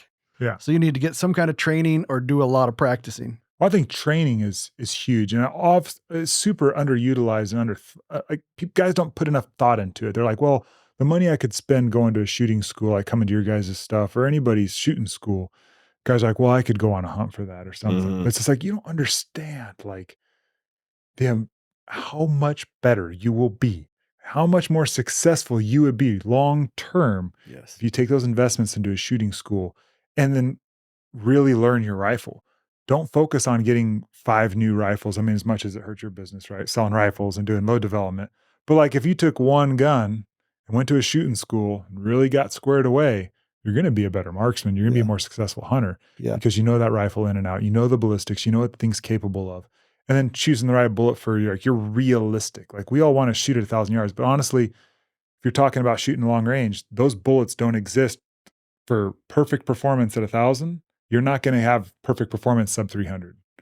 You're gonna have lots of splash. You're gonna have overexpansion, and then you may rush a shot, make a bad shot, hit it in the shoulder, and you're talking about wounding more animals as with shooting those match bullets when you actually do stumble into something at 200-300 yards. And like in my experience, I've had way more bad results shooting those bullets up close in like realistic hunting ranges, than what they work for. They work great at 600, 700, 800. They work great at those. It's hard to get a bullet that works from 0 to 800 plus yards. I haven't found it yet. I don't know about you guys. I mean, there's some stuff that gets close, but then as soon as, like I said, things happen, right? We're human, regardless of how much we shoot. Like things happen. The wind changes. Like I don't care who you are. You're gonna miss wind calls. I found one really close. Yeah. It's a nose ring DTEC. Because it expands close and tumbles far. Actually, it does better the slower it's going. Really? Oh, I'll show you some wound channels. I'll have to see that. But you won't like. I'm not familiar with it, so you won't like it because it is fucking violent. When it tumbles, it's like a hatchet going through you. Is this it right here? Yeah.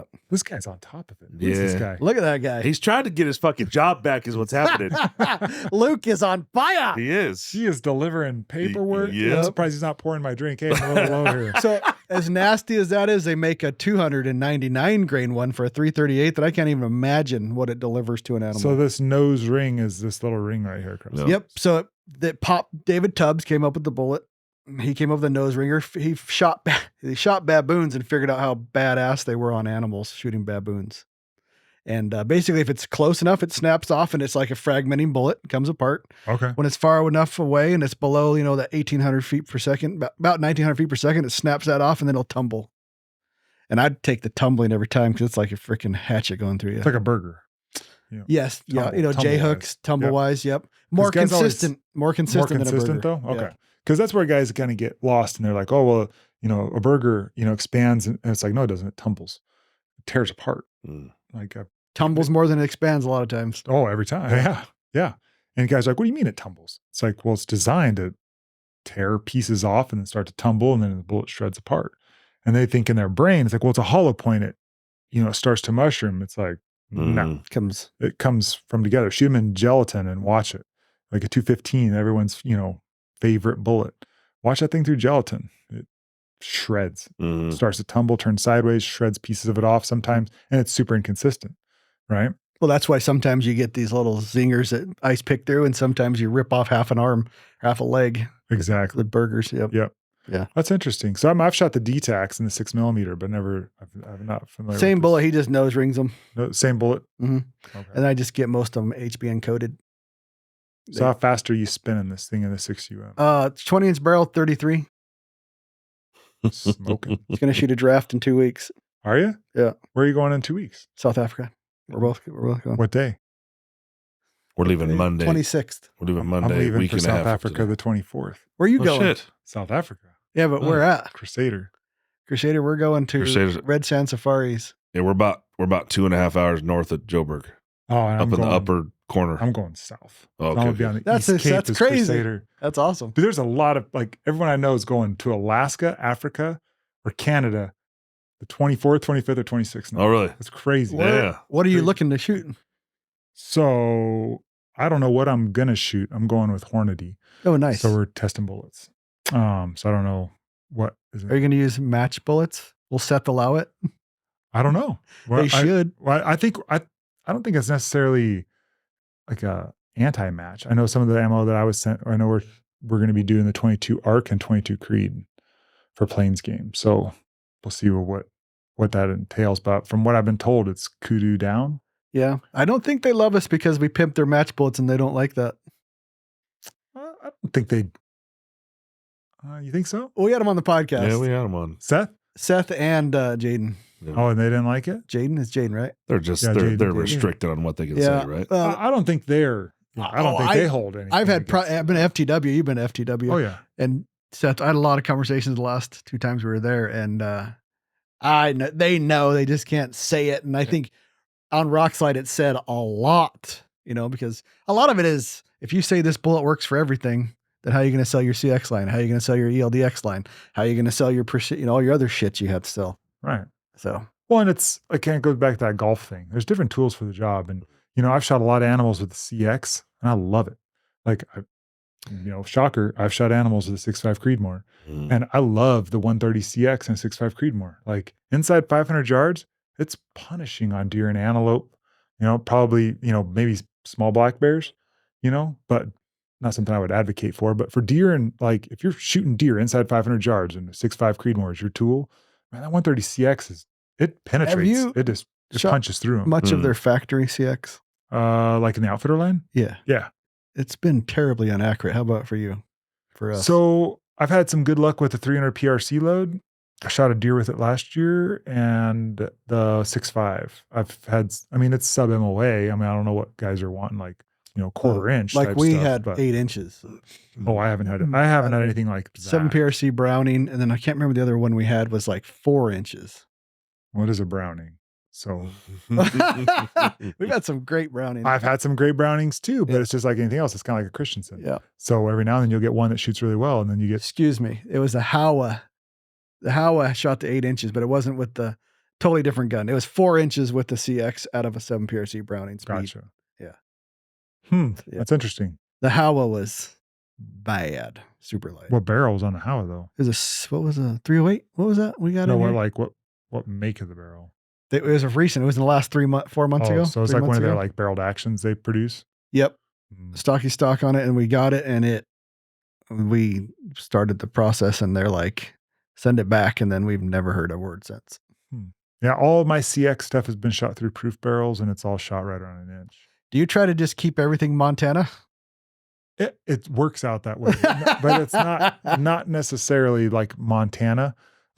I've just had really good luck with those barrels, and I've had good luck. So it's not that I don't venture out. I do test other things, and I do mess around with different stuff. But like if I'm building a hunting rifle that I know is going to stay in my safe like this, where it's not ever leaving me, like it's going to have a proof on there, just like my peace of mind. And just, I've never had one not shoot for me. Gotcha. And like I said, it's just kind of a comfort thing for me. It's a confidence thing. The most accurate gun I've ever had was a 28 Nosler with a proof barrel.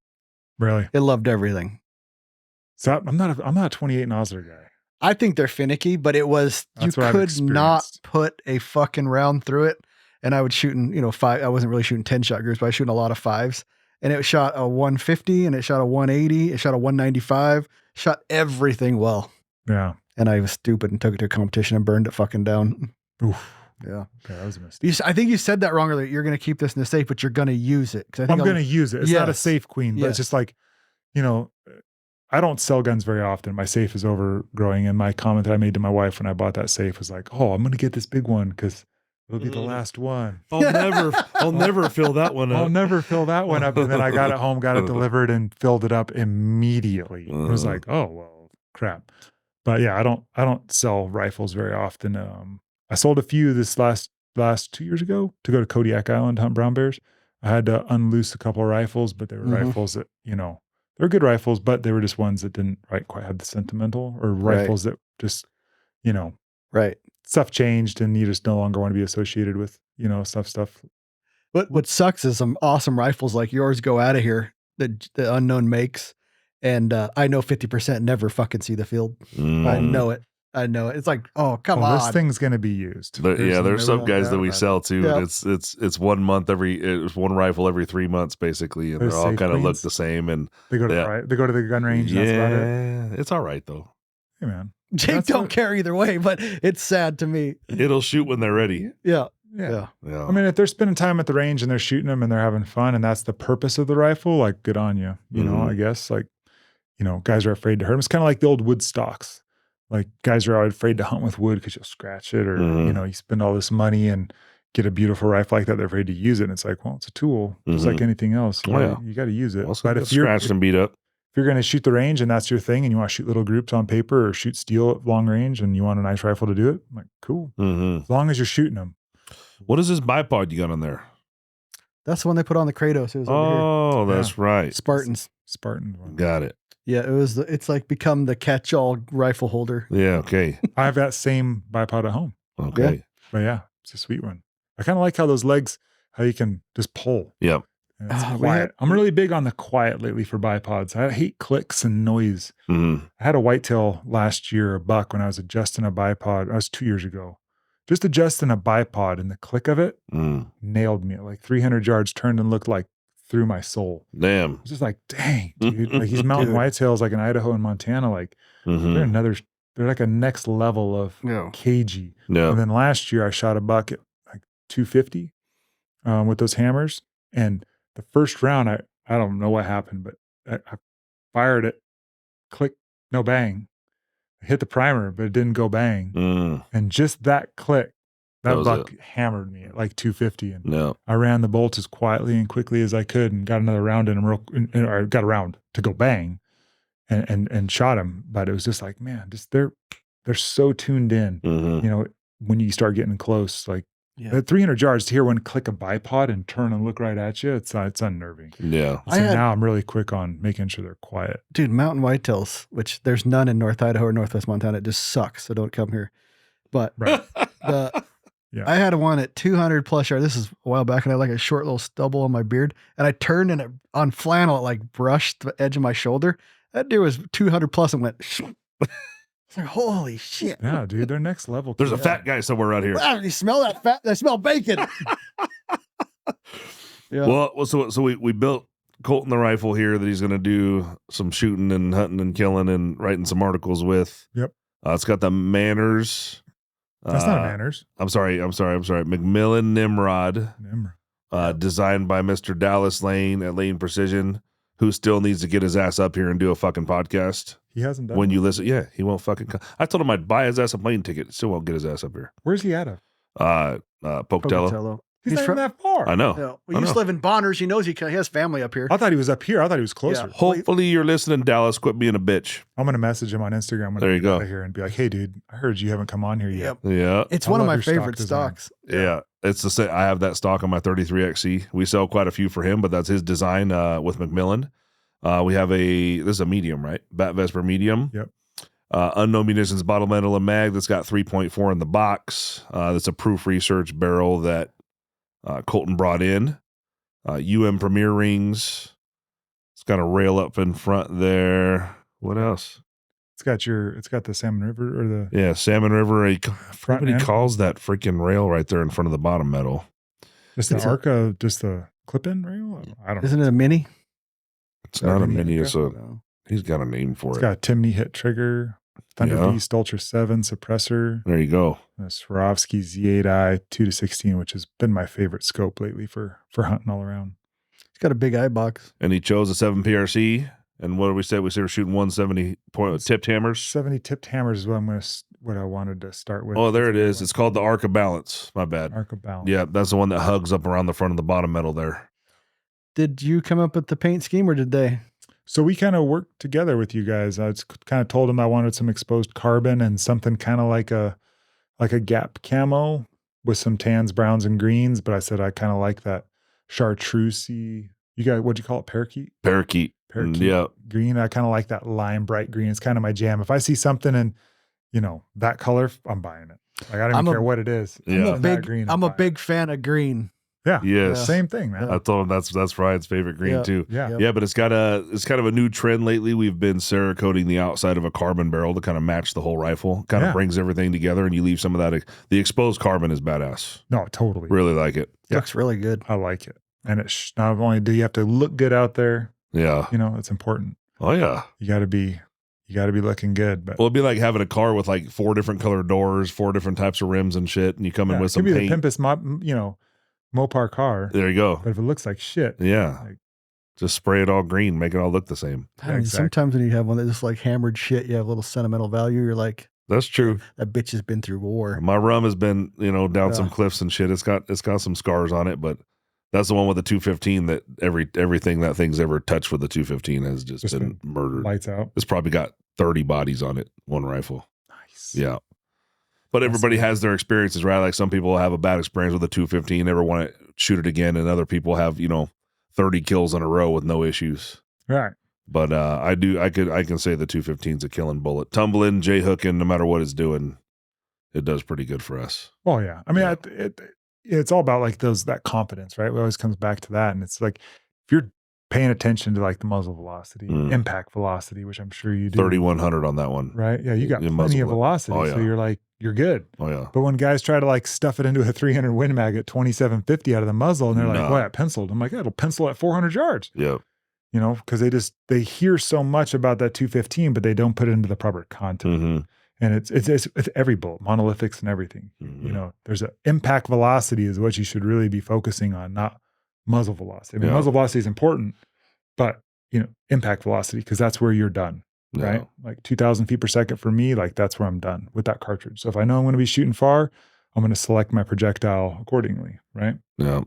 That's just the way I work. So we got a rock stock there that we're going to paint up for you also, and so you can give it a whirl. Yep. I remember that when we first started posting some pictures of a stock, you made a comment on Instagram about that you've been waiting for somebody to make a stock like that. So I'm curious what you think about. I just had a guy today actually who emailed back about a build, and I had sent him a link to the rock stock as part of the build. He's like, "Yeah, I'm not a fan." And what do you think about the types of guys that just look at what a stock looks like rather than want to experience the way it shoots? What do you think about that? So, yeah. Not to put you on the spot, but here we go. Yeah. And I get guys all the time, right? They're like, "What do you think about that? What do you think about that rock?" I got tons of messages when you guys launched it. Like, "What do you think about that? What do you think about that?" Like, I want your feedback. And I'm like, well, like, I understand the concept. Yeah. Right. And we've talked about it. Like, I've been waiting for someone to come up with something in this realm, but nobody ever has, because it's different and it's hard to sell different sometimes. Mm-hmm. Right. So there's that status quo when it comes to rifle stocks. It's got to have this, got to have that, and nobody ventures out. Like, guys who spend enough time behind a rifle are like, "Yeah, man, this would be kind of a cool concept," but no one's ever made it. Mm-hmm. And you guys are the first ones to kind of take that leap and go out there. So guys are like, "Well, it looks weird, and I don't know if I don't know about this. I don't know about that." It's like, "Well, have you shot it? Have you like actually got behind one?" "Well, no." It's like, "Well, dude, take the time to actually educate yourself, do the research. Don't listen to all the naysayers. Mm-hmm. Get behind one and actually shoot one, and you'll probably see that there's some benefit to it." I've never shot one, and I was excited to try it just from seeing it, because the concept. Because you're a fundamental shooter, though, right? Like, you enjoy testing things out to figure out what the best is, and there's this other side of guys that are buying a rifle for the way it looks, and I just don't. I don't get it. I don't either, that's what we've been talking. We've been talking several times about some type of, I don't know, buyback program, or try it if I don't know, some type of guarantee at some point once we get caught up with sales. But unfortunately, all the reviews are so fucking good that we just keep selling them, and we're never going to get in front of the lead time at some point. No one sent one back that's like, "Man, this thing doesn't do." Dude, no. Get them and they run them. No. And because the concept of, like you said, it's the concept of it. And you've got to shoot it to experience it, I think. Mm-hmm. I mean, unless you have a lot of time behind a rifle, and you can look at it and be like, yes. Mm-hmm. I understand the concept, because I've been behind enough stocks to know that, like, man, this is kind of getting that realm of, like, I want to say the perfect stock, because I can't say that because I haven't shot it. And like we talked about before, there's no such thing as perfect. Like, if anyone's telling you this is the perfect this or the perfect that, they're selling you a line of shit. Best and perfect shouldn't be the words. Yeah. Mm-hmm. The best rifles of 2024, it's like, maybe the best available for 2024, but they're not the best rifles. And I think this stock is going to be one of the ones that going to start it. And you're going to probably see some stuff once this is out, enough people start running it. You're going to see some other companies start changing their geometries. We've already signed a deal with a rifle company. Yeah. That's going to start putting a line in rock stocks. And it's already happening. It comes back, like, several people have PM'd me on Rockslide saying, "Oh, you guys just ripped off Gunworks." Well, you know what? No Nothing shit. like a gunner. We asked Aaron to build us a climber and a Tika, and he couldn't do it. Yeah, when we talk about the Couldn't- radically couldn't different or part, Would for the right price, but he didn't have the time, energy, or effort to want to do it. I don't think he's anti-Tika, but I literally went up to him at the expo and I showed him this, and he said, basically, I said, "I don't want no hard feelings, but this is what we built because we couldn't get a climber and what we wanted with a negative comb." But if you take it for what it is, the everything about that is different than a climber.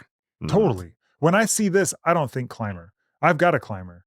And I mean, some of the stuff like the negative comb. But that's about it. Theirs isn't above borderline. It's not above borderline. It's the height of that. Right? 1.7 inch trigger distance.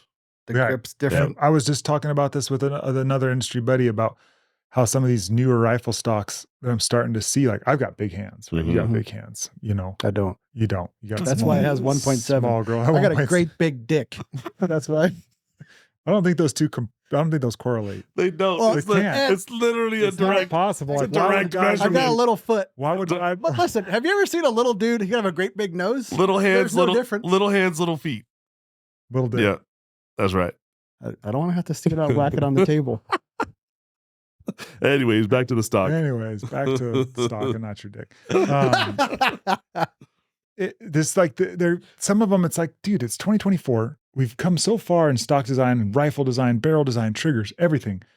I still see stocks coming out with like, I can't even keep like a close to 90-degree trigger press. I'm having to stretch way out to hit the trigger. It's just like, man, when you start seeing that short, like, would you say 1.7? 1.7, yep. Yeah. That's kind of where, so we tried several different hand sizes and whatnot, but it has a very extreme scallop around the grip area. We wanted it to kind of like it was holding your hand.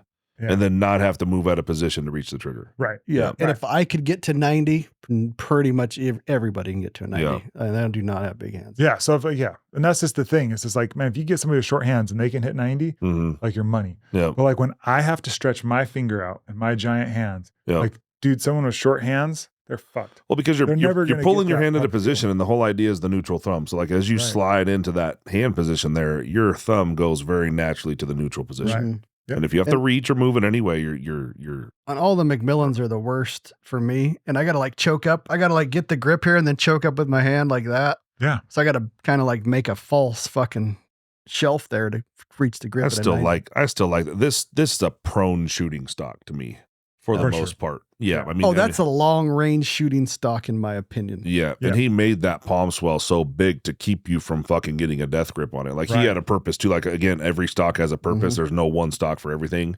To me, that's 1,000-yard prone hunting stock. Yeah. This is a 0 to 600 kind of positional Western hunting stock. It's a filled shooting stock. Parallel toe, parallel forend. It's meant to shoot off a backpack. It's meant to shoot in all field shooting positions. Right. Like you said, you're 0 to 600. This is like a realistic. Yep. Like if you're just going to be a realistic Western hunter, this is the stock for you because it's going to fit you. It's going to do everything you need fundamentally from a rifle stock. It's going to accomplish. I hope it shoots good for you. I hope you like I can't wait, man. Yeah. And I'm biased, but another thing that it does is the cheek piece issue. Like my wife, she's got a little tiny freaking bean for a head and everything needs to be higher, more adjustable cheek piece has to go higher. And that with Lowe's fits her like a glove. Really? And the biggest feedback I've gotten is it just fits right. It feels right. I got to have highs. I'm the other direction. I'm high. I have a big high, long head. Yeah, you're going to want highs on that. People always, I get guys all the time on Instagram like, man, your rings are too high. And I'm like, dude, I got a tall head and I don't like scrouching. Yep. Like when I throw a rifle up, whether it's like a long range rifle for me, like again, it goes back to like, it has to do everything. And so scrunching down behind a rifle in the prone position, even when I was a sniper, like it's just not comfortable and it's not conducive to sitting in a hide for 6-8 hours or hunting. Like scrunching your head down and being uncomfortable, forcing it down to get through lows to keep that low, sight over bore, just not conducive to me. So I always run highs because I like having my head up. It's more comfortable. I can sit there all day behind a bolt gun, when I was, doing that stuff or hunting. and it's comfortable, right? It fits my head, like not having to scrunch down and look through the tops of my eyes versus just being upright and looking straight through my eyes. Well, you keep scrunching, you'll get lazy too, and your parallax isn't always going to be nutted, Right. and you'll make a bad shot because your parallax not right, and you're not looking straight down the scope anymore because you are tired. You are heating the system. Yep. Get a little more vignetting from one side or the other. Yep. It's a thing. Anyways, we're biased. Can't wait to hear your feedback. Oh, I can't wait. We're gonna do this thing up. I got a 300 Wisdom right here that we're gonna slap in there. And are we gonna change the bottom metal out? That's up to you. Either way, it don't matter to me. You probably want, if you're gonna run more rounds or whatever, it's a better choice. But What is that? The barrel or the bottom metal? What cartridge? Oh, 300 Wisdom. yeah. Oh, nice. So I've got some. But we'll do the exposed carbon camo job on there and then get you shooting. Yeah. Paint up this barrel too, so it's not all shiny. Make it all look good. There you go. Just kind of like this one. I think. Well, yeah, I mean, if you just want to leave it, she still has to paint that. We can make it. Yeah, I'll just leave it all. Do all at the same time. Just do it all. Yep. Do it all up, and Perfect. It'll look good. Whatever that camo pattern was your brain, but yeah, I'm excited. I got a lot of questions, and it's been a minute since you guys released it, and I still just constant every day. Somebody's like, "Hey man, what do you think about that rock stock?" Well, like, haven't got one yet. Can you be slow on the actual review? Because we really don't want to spike the cells right this minute. We don't want to spike it. I'm about to turn them off, to be honest with you. Oh my God, it's awesome, but we have got to catch up. Well, that's a good problem to have. Yeah, right. I think we need. But to it get, is kind of, you got to slow at some point. We probably need to get one more Tika. It's the Tika railed stock that's like 80% of sales, and we have 2 of those molds, and you can produce 2 stocks per day per mold. And that's our big bat. I think we might need to get one more of those molds. Start moving shit forward faster. But that's the thing, when people really start like, man, why are stocks so hard to get? Why is this lead time? They don't understand the money and the energy that goes into making a mold. Oh yeah, and it's just like the investment on your guys' end. It's $6,000, right, per mold. Yeah, per mold. Yeah. Yep. It's a lot of stocks when you're looking at the materials and overhead and all this stuff that people don't put into perspective. It's just like, dude, it's a huge investment. That's why a lot of companies venture out into this realm, is because it's a huge investment. It definitely is. And it could flop, and then you're out $12,000 plus everything else. Yeah. Learning curve. It definitely hasn't been a flop, but our big flop was doing a pre-order. We should have left it alone. Yeah. We should have done batches of stocks like we're doing with the wood. So I just put the wood rock stock up on the website, and it's going to be batched basically. Dang. It's sexy. That was one that was literally in here in the shop. That's wood? That's real, not like a faux wood. That's real made by a Montanian. Made in Montana. Where? Over by you. Well, he's in Plains. Yeah. In Plains? You know Mike Maxwell. Oh, I know the name. Yeah. Yeah. He's making Montucky, Instagram. Yeah. Dude, that's a sick. His new rifle business name, I believe, is Alpine Rifles. So he's just getting started, but he's badass with wood. So he's CSC, and you just gave him he's got a duplicator. No, he has a duplicator. Yeah. So I gave him a sample, and he's turning them out literally by hand on a duplicator, as old school as you could get, basically. Yeah, dude, I got a wood blank. I need him to turn out. I'm gonna have to get his contact. Oh, he's your guy. Yeah, I'll give you one. Because I need a duplicator carts in Montana to turn out a wood. I got a gorgeous piece of wood for a pre-64 Winchester. Nice. That I'm building up in 35 Whalen Ackley improved. Nice. And it's going to be a pretty hot rifle, but I need a wood replicator. 35 Whalen Ackley improved. You might as well fucking plus P the sucker. Yeah. Add on to it. Everything out. Yeah. So so we released the wood awesome. one. It was more about. So now we're just it's gonna be like a books open, books closed type of thing. Like we'll sell 10 stocks, let him make the 10 stocks. Everybody's happy. Make another 10 more kind of thing. And dude, that is sick. When we come out with the rock stock light version, it's going to be the same thing. Well, obviously we've learned our lessons, and no more pre-sales. Yes. Is he going to be what's that inletted for? Right now it's Tika, but it'll be anything all the way down to Winchester Model 70s. You guys are really crushing with that Tika thing, aren't you? The Tika thing's going really well for us. Yeah. Jake, what do you think about selling Tikas? Tika suck. So he fought me fucking for 6 months about Tikas. I said Tikas are the way. Tika has some limitations. Tika is a fine action for the price point. You can't do long magnums on them, things like that. So there are some limitations. Right. For example, some of the lessons that we've learned on rock stock in general. The best trigger on the market? Maybe. Period. I guess it's the trigger that doesn't fail. Seiko. Guys are all in it for the trigger. When you say the best trigger on the market, you're talking about reliability? Reliability. Yeah. Okay. Yeah. You haven't been North Idaho, Northwest Montana fucked by a 700 trigger yet? No. Oh, it's coming. Because I don't run matched triggers. I don't either. I had a Timony, I had a Timney Calvin Elite. I had a Jewel trigger. Fuck me. They definitely fuck everybody. Jewel's gonna fuck I've you had every a time. Diamond Trigger Tech. Fuck me. Every time. So the guy, the only one that hasn't so far is that guy that was on that action. That Geisley Super 700 Oh, really? What Timney? The Calvin Elite? Calvin Elite. So what weight were you running it at? I've run everything like 2.5. Really? So the only Timneys I've ever had problem with were like the sub 2 pounders and the Calvin Elite. These hits that I've been running, I have yet to have an issue, and I've got like 25 of them, and I've never had one fail. I never had an issue with one in the cold, wet. You said Timney Hit? Timney Hit Trigger. Okay. They're HIT. We're gonna do a trigger test here pretty soon. You are. I'm interested to see your guys' results because I'm not bought and paid for, right? Yeah. Like, I'm not sponsored by anybody.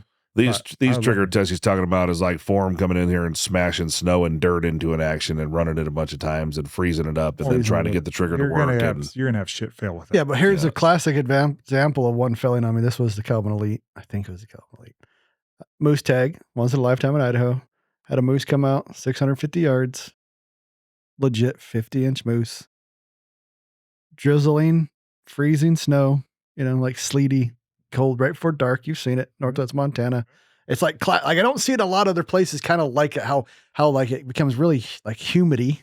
Yeah, and it wouldn't fire, and I had to take it back. I wouldn't fire that whole night. Put it next to a wall, my fire in the wall tent, and when I popped it up, it fired. What action? It was 700 clone, obviously, but I don't remember what action it was. I think it may have been just a 700. It was one of Carlock's builds. Because I know for a while, Defiance, they had some sear engagement stuff. Wasn't they it were, Defiance? they were making sears to replace to make a Timney work. And so I know the Hit was one of those triggers that, from memory serves me, was one of those ones where they're like, all right, we're going to change this sear engagement. We're going to change this so that we don't have these issues. The one I've had great luck with them. Fuck up on the Diamond was Curtis. Oh, okay. Yep. That was at a shooting range. It was super windy and dusty, and it would when I ran it would fire and then it would hang fire. Now, to be fair, all the shit that you guys talk about 700 triggers, it's the 700 trigger design, not necessarily not the action. We're not talking about a trigger manufacturer necessarily or an action manufacturer. It's the design of the 700 trigger. Yeah. So like if you look at the Geisley Super 700, and it's the reason that all the military went away from a 700 action. There's pretty much no standing military that uses 700s anymore. Right. And it's because of that. Like they tried to get the Geisley because the only one that passed the 10-foot drop test the military has, and it wouldn't fire. Really? Yeah. So that's why they made the Geisley Super 700, which Geisley discontinued, of course. They don't make the trigger anymore? It's fucking like hen's teeth. That's why I've never had one. Really. Yeah. Was it short-lived? I don't even know when they started making them. I have like 6, and it's only because people would know I wanted one, and they'd tell me they had them. I'd buy them from them. Oh, wow. Okay. That's what I've never seen. Yeah, because it can be a 2-stage or single stage. Okay. In one. So are you a 2-stage guy in general, or are you just in there because it has resistance? Like I hate. It's not a big. I don't hate. I just don't like the Timney 2-stage Tika. Where it's got that. It's all sloppy. Yeah, that has resistance. Okay. So you can feel it. You can feel the pull up, take up, yes. Yeah. And then pops, and you can set the poundage. Is that what you guys are running in your Timney setups? Or are you guys running just a factory Timney? Timney triggers? Yeah. Tika. I'm sorry. Tika. Oh, yeah. Sorry, Tika. No, just factory. Factory Tika. We just swapped the spring out. Questions, and I'm like, dude, I've shipped Tikas. I like them. I'm a big fan of them, but I don't have a lot of experience. Yeah. And guys ask me all the time, like, what trigger do you run? I'm like, I don't know. I run Timneys, but I don't all we do is I have custom springs made that brings it down to about 2.5 pounds. Oh, okay. All you do is swap the spring. Because was it 3.5, 4? 3.5 to 4. And we got to caveat that. Make fucking sure you like to Loctite that sucker back in. Oh yeah, because you'll get some freaking the triggers, the single trigger screw holding it in. We use paint pen on. Paint pen's the most. It'll back off. Yeah, it will definitely. An ND on you. We had it in class twice. Yeah. Really? Yeah. But I've also used the Timney 2-stage Tika trigger a lot. Never had an issue. And I hear the KRG one's really good too, 2-stage trigger. Form likes that one. Yeah, I've never used that one. It's fucking expensive. It's like $400. KRG, their fucking chassis are cheap and their triggers are expensive. Yeah. Look at fucking him getting after it. Hell yeah, baby. Dude, I'm going to take a little snort extra. I don't find Blanton's very often. I've got a bottle at home, and it's about It's a little bit more than that. But I've been nursing it. Look, just a little bit. Nice. well, it's funny because nobody, like, I won't drink if nobody's drinking. I don't want to sit here and drink in front of Jake. So pretty much none of the guests until the last couple. You could drink. Did you really think that bothers me I after don't think fucking it's 13 right. years? I don't think it's right. Dude, It does not bother me. You don't grow a beard like that and be all sensitive. Somebody That's right. drinking Some bourbon. That's right. You don't put a girl's hair tie in your Yeah. beard and be sensitive. Unless you're No. super confident. Yeah, that's But you- ultimate. That's a reeking confidence over here. What I It's heard- like, I feel I heard- again. I wouldn't just go in to start slamming bourbons in front of somebody who's like, a recovering alcoholic. I'd be Yeah. like, all right, cool. Like, Oh yeah. I'm not going to do that to you. But like, You won't offend me. I don't feel like It it's was gonna tough, dude. jam Like me. in the first year, especially, obviously, but first couple years was hard. Going places, looking at beer, that Right. kind of shit. I had to occupy myself with lots of shit. Oh, totally. Yeah. Well, I'm known for the bourbon, right? That's what I'm known for because my name and, Yeah. and Yeah, whatever. it's built in. But it's like guys like assume like I drink a bottle a night, Yeah. and I'm a super social. Like in this, like Yes. this is where I would consume bourbon. hmm Like when I'm at home, I couldn't even tell you the last time I had bourbon at home, Yeah. unless I have company over.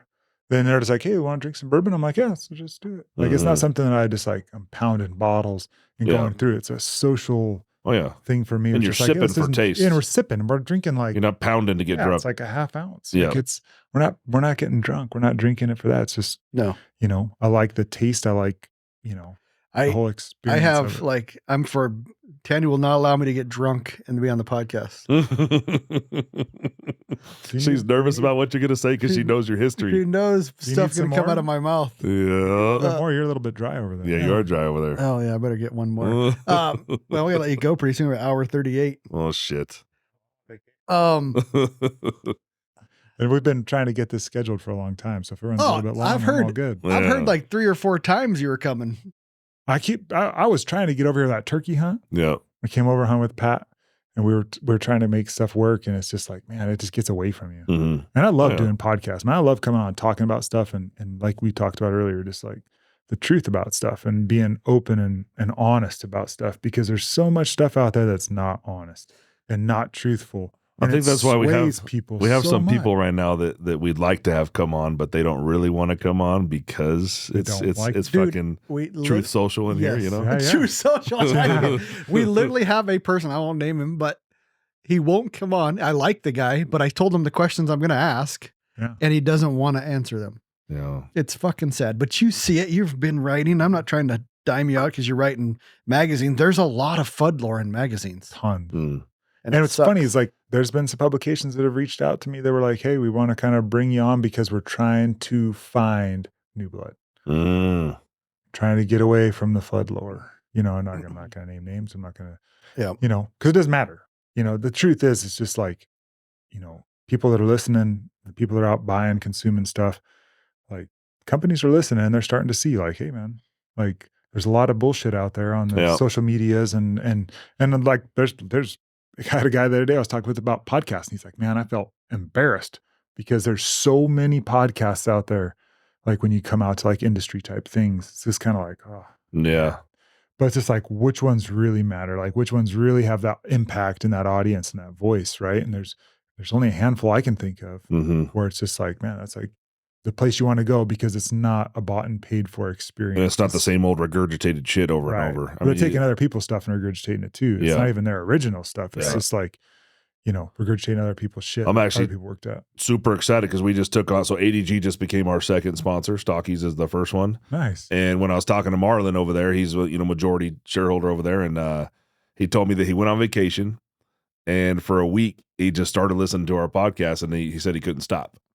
So then he calls me when he gets back from vacation. He's like, "Dude, I love your guys' podcast. You guys are doing so much things that we're involved with too," and he wanted to be a part of it. So the good thing is that we've already been using ADG Brass and supporting them basically since Unknown Munitions started. We Oh, yeah, partnered from the up with them beginning. early, and the brass is phenomenal. And so we don't have to bullshit about some random brass brand, for example, Yeah. like, oh, Winchester Brass is going to be the new sponsor of fucking Shoot That. Right. Well, we don't fucking shoot Winchester Brass. We're not. You couldn't give it to us for free to shoot out of our rifles. So how can you? So ADG is a fantastic partner because it's so easy for us to support them because we're using them all the time. Yeah, you guys have always been, since we started Yeah. dealing Yeah. back in the day, Oh, when yeah. you guys first started, and you did your first reloading school when you came out in Kalispell. Yep. It's always been like 80G. So it's not like you guys are like bought and paid for by them. It's just like, dude, this is good stuff. And it's kind of like the same thing. People are like, well, you use all proof barrels. You must be bought and paid for them. Like, no, I've always used them and I've always had good luck with them. Mm-hmm. And I don't stray from what works for me. Not to say that there's not other stuff that works well or does similar. Yeah. But it's just like, man, it's hard to beat AG brass. It's hard to beat, same components. When I used to build rifles a lot, I still build rifles a lot, but when I say build, I don't build shit. You just tell somebody what. Yeah, I'm not. I was like, you build that, dude. Now he goes out here. He shooter. He bypasses me and Jess. He walks out to fucking Taylor, who's chambering barrels, and gives him a barrel. Like, put my shit in line. I'm at the top. That's as far as his building rifles. That's no, rifles. I always say that about me, and I say that about Jake sometimes. I say, Jake, you ain't Cerakoted shit. But I don't build shit. I shoot shit. Jake's team's way more talented than I could ever. I couldn't build anything. I'm a gun plumber at best. But when I'd put them in, I would always try to find Lapua brass to support it beforehand. So ADG came along, and I'm like, man, and they did have a bad run of 300 Ultra, because I'm a big 300 Ultra guy then, and had big primer pockets. There was an issue, but they got that sorted out way back. Right. And now I like, does ADG brass have it? And then Peterson, there's Peterson. There's some great American manufacturers. Peterson is also fantastic brass. And there are a number of cartridges that Peterson makes that ADG doesn't and so on, but Peterson is also really good brass. Yeah, that's the thing too. I think guys get lost in like, well, ADG or when a company doesn't make it, then, I'm just not going to run it. It's like, just find another brass. Mm-hmm. Peterson, ADG. Yes, we are spoiled. There's a lot of really good brass. Because again, it's funny how fast we've evolved. Because I remember shooting when there wasn't any of these brass. Oh, yeah. And I was having to go through like 400 sticks of Remington or 400 sticks of, Winchester or 400 sticks of whatever, name the brass. Yep. To find 50 that were like good. Not just like, weight and all that other shit. Just like had decent primer pockets, had decent this, and it's guys don't even realize, like, guys getting into the sport in the last 10 years have no idea how good they have it. Mm-hmm. With options. With options. I imported and sold Bertram brass. Holy shit. Yeah. It was all over the map. Whaley was early on when I met Whaley Precision Rifles, Matt Whaley, he's was telling me stories about we take that shit for granted, all the different all the things he had to go through to get some good brass. And if Lapua didn't make it, there really wasn't any good brass out there. That was the kind of the main brand. And ADG and Peterson started up at the same time, basically right about the same time the Unknown started. So it was kind of, we just kind of grew up with them and loaded, we spent a long time educating the public about good brass brands and so on. And ADG super consistent. Just so you guys know, Lapua is not made in the USA. ADG and Peterson are made in the USA, and if that matters to you. But yeah, where's Lapua made? I forgot now. Is it in Norway? I think Norway, Sweden. It's somewhere over yonder. Yeah, somewhere in Europe. Yeah, across the ocean there. But again, it's not American made. Brass. It's good, but if you're looking for, it's fantastic brass. It's just.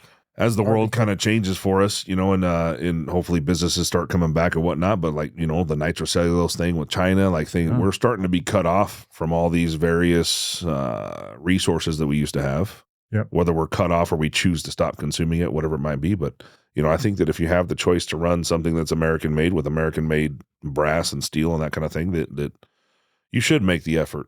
To go the extra step. 100%. Where you choose to spend your money, especially as this economy is doing what it's doing, where you choose to spend your money is really important for small business. Like ours, like everybody's small business. Small business is the backbone of America. Yeah. That's why they hate us down there in the wrong coast. Yeah. Getting back to Fudlore stuff, magazines. I got this question quite a few times. I was thinking about it said all these people are saying, well, what makes you right? Like shoot to hunt right or rock slide right or whoever right. And I said, I don't know if I'm right, but I'm willing to go prove it, willing to go test it. And I think they said, well, you came out of nowhere and you're saying all this stuff that's counter what the mainstream hunting world is saying. Well, I also think there's some of it, just like the mainstream media, they controlled the narrative for so fucking long that didn't matter what I thought because I couldn't get my voice heard at all. Right. To where, the big wig magazines, whoever it is, whoever said it, whoever proclaims it is true.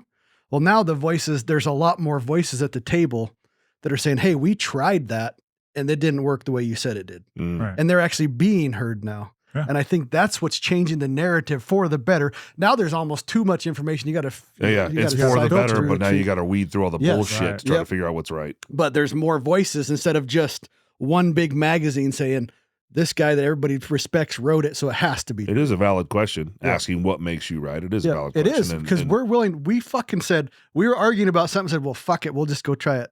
Yeah. And then we reported back on what happened. That was our cold bore test. Yeah. So we will go try things. Like I've said forever, Rockslide is a publication. It is an online, I say like in magazine. We report, you fucking decide.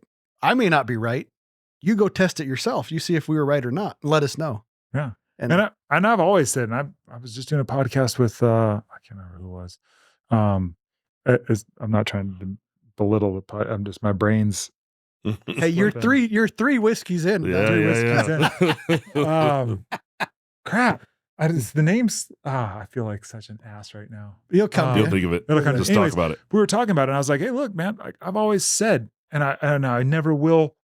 I would never alter from this path, but don't take my word for it. Absolutely. Find other valid sources. When I say valid sources, somebody who has depth, right? Like I'm not just some dude that's like, oh, I was a law enforcement sniper. You gotta. What the fuck does that matter? Mm-hmm. But my background of 30 plus years of being in the hunting, shooting space and outdoors, like that's where my weight comes from. That's one aspect of it was law enforcement. One aspect, just one training, one place where I took values and learned, right? And I think there's a lot of guys that are new to the space and are trying to create a name and trying to create a brand, and companies get behind them because they see a large following and they're just like, oh yeah, we're going to hitch to this, this right here. And it's just like, well, what he's saying may not necessarily be accurate or true, but like some of the stuff going on now with like the smaller stuff like you guys are doing, I get tons of questions on that stuff. Like, where do you fall in this? Where do you think? Because I'm always kind of, like I said, 7mm and up, kind of where I've been. Not necessarily the flood lore of just like, well, because I've always read it, this is what I'm going to do. It's just what's always worked for me. Right. Has nothing to do with what historically has been. I just haven't gone out and shot a bunch of stuff with 6mm. I'm still with you. It's a slow downward progression for me too. He's down to 6.5 now. I live working his way. Yeah, like I'm here. We live this shit every day, and I hear this shit every day from Ryan. And we see stuff die and whatnot, but it's still a slow movement. Every time I see you at trade shows where you're like, I still got to get you on the 6UM. Yeah, I still got to get 6UM. You got to. And I'm there. I actually got to get a barrel and I got to get it to you guys and get something built up because I get tons of questions on it where I'm at. I'm like, look, I'm not against it, but just whatever you take in, wherever you consume your knowledge, whether it's from reading magazines or listening to podcasts or wherever it is, social media forums like Rockslide, I always come back to kind of like what Hornady has always said about like sample size, right? Your group's too small. Mm-hmm. If you're taking information from somebody who shot one elk and saying that this is the way, like, or 2 deer, or it's sample size.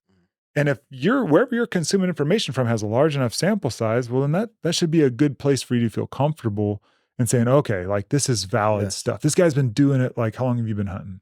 Since I was 8, so 30 something years. Right. Yeah. You're in the same boat as me, right?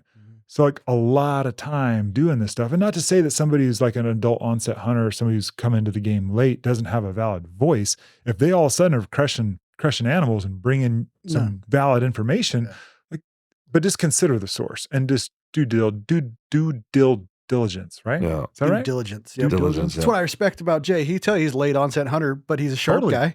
And he fucking pays attention and he trusts but verify.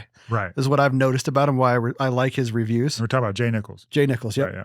Did I say somebody else? No, I'm just making sure that the audience is like, who the hell are you talking about? Mindful Review. He does a great job. Podcast, Mindful Hunter Podcast. Yeah. And he is that the one you were talking about? Yeah. Okay. Were you on that podcast? It just lost again. That damn lead poisoning. Too much. It's that lead poisoning. Hey, I did want to say though, the 6UM is a big jump because it's a wildcat and whatnot. Right. Some guys can simply start with a 6 Creedmoor and reduce their range. That is what turned me on, was watching my friend's daughters and my wife shoot elk, like, because they're small. They got to shoot a smaller caliber. That's like what we kept going to. And I'm watching, I'm going, damn, these things are getting crushed by this little 108 bullet. Right. And then watching. At what distance were you keeping them? Like sub 6? Oh no, there was some 640s, 720s. Oh, okay. So What about what you're saying though? But yeah, we're in that 600-700 range. We're not talking like a 1200. No, Wow. I don't feel great about a 6 Creedmoor past about 500 yards, but 600 yards. My wife shot an elk at 640 with one, and the terminal performance was awesome. Right. My uncle used Forum's 7XC or 6XC, basically 6 Creed, and he shot with that bullet. He shot a cow elk that was wounded at 970, and it looked like a 300 Win Mag went through its chest. Oh, it's So it's tumbling together. the point is, you don't have to make a big step with the 6UM and commit to loading and wildcatting brass and all that shit that goes along with it. But just keep it simple. And 6 Creed, you can get box ammo off the shelf. But it comes back to like 108s. impact velocity, right? Yep. It always comes back to that. Like if you want to extend a 6mm out, you need to bump it up to get that muzzle velocity up so that your impact velocity is high enough. Yeah, example, a 6 Creedmoor compared to a 6UM, I imagine 6 inches of barrel will bring those fairly close to each other. 150 feet per second? Well, 20 inch, maybe 8 inches of barrel. like a 20 inch, you're still probably going to get 300 feet per second difference. Okay. Because I would imagine 3,000 feet per second with a D-tack. So that's 12 inches of barrel. So that's a little much, but you can, if you add a little bit of barrel there, you can get yourself really close. Yeah. Journal of mountain hunting. Okay. God, I feel There you bad. go. I'm sorry, Journal of Adam. Mountain- My brain was just not. Oh, I working. like Adam's podcast. Adam Yankee. We'll blame it on the alcohol, baby. Maybe I'm going to blame it on that, even though that's not it. My brain is just not working today. But yeah, Journal of Mountain Hunting, we were just talking about that. Anyways. And on that note, another thing that you got to look at is who's paying for the source of that information. Exactly. Like anything in life. If somebody's who's funding it, or you start to see it a lot now with a lot of podcasts. And again, nothing against podcasts. I love podcasts. It's such a great place for information to get. And I get requests all the time to start a podcast. I'm like, I don't want to start a podcast. As long as people will host me and have me, there you go. Come on and talk and have good conversations about stuff because it's a lot of work. I mean, like all this stuff you guys have here. I mean, absolutely, it's a lot of work. It's a huge commitment, and it's not something I'd rather just. As long as people want to hear my voice, I'll come on and talk. It's not something I'm ever going to do. I like having guests like you because we are somewhat in with Form an echo chamber of sorts. Right. So you bring in like your knowledge of 30 years of hunting and what you've seen. And it's not small sample size. You have a big sample size. Right. So I like to hear all the information before I make a decision. And I think that's the biggest thing. You nailed it. Like my biggest thing is like echo chamber, and again, like you said, I'm not calling you guys out, and it goes everywhere. You see a lot of places where it's an echo chamber, where it's just like, well, what we do is the best and it's awesome. And that's just it. It's just like, they never let that other point come in. And I think you guys have done a really good job with that, like through your podcast and just, having other hosts and or other guests come on and hosting other people that, being willing to come in there. Like we talked about before the podcast, it's like, there's so much like, nope, we're not going to have that because it contradicts what we say or contradicts what we believe. No. And that just stifles growth, in my opinion. And it's not giving the accurate assessment of what's really out there for your consumer, for your customer, ultimately, just to make the right decisions. People look to us to buy products. And I hate to be the guy that told you to buy something and it failed you badly. Failed terrible in the field, once in a lifetime hunt or your first hunt. Right. I don't want to be the guy that told you to buy product X and it failed you. Yeah. And I don't think everybody looks at it that way. It's more about getting a paycheck from that company. Totally. Yeah. I think that's the biggest problem where we're at this current time in the industry is people that don't have people with that large sample size, right? That we were talking about. There's a lot of companies that are trying to create, validity in the space. And they're trying to make people who don't have that, knowledge base, the expert. And I think it's doing their customers a huge disservice because they're like, well, they're using it, they're saying this, but they don't know behind the scenes. They don't know that guy's only killed like 3 animals in his life and all of them were guided hunts. So it's like, not to discredit a guy, but it's just like, I take it super serious. Like, and I always have on my social media page and in my articles, telling the truth because, I'm in a different place where I'm at in the industry, like getting to work with guys like you and build cool shit, right? And I've worked a really long time to get to that point.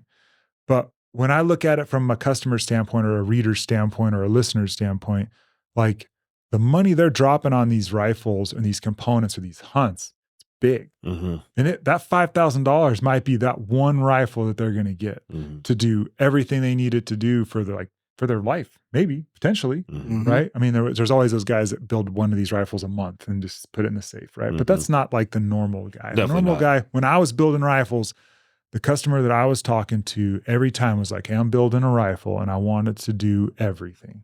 you know, which is it's a large ask, but like you're always going to go bigger. It's like, okay, we're going to go bigger. 300 PRC. 300 PRC. That's right? Back then it was 300 Win Mag. Yep. Now 300 PRC is a thing, and the 7 PRC. And or 7 PRC. 7 PRC is kind of a happy middle, I think. I think it's a great happy 6 middle. UM. And you can still 6 UM now? Yeah.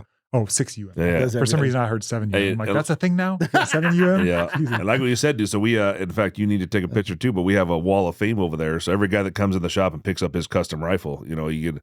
I love the looks. I love the look on the face and whatnot. So we take a little Polaroid and we write down the date and the cartridge or whatever. And there's a wall of fame over there in the store now. But I want to throw what? It used to be your article for Western Hunter. He threw that away. Oh, come and now on. it's a picture of the guys. You're actually, well. You threw it away? I didn't throw nothing away. It's going to a different spot in the fucking shop. God, but damn, he's that right. That was so awesome. It was. He's right though. It was all of your articles were up, and I had one spot wall, and I needed a stocky. Oh, there you go. We see they're not thrown away. Oh, Johnny on the spot. They just haven't had a new place yet.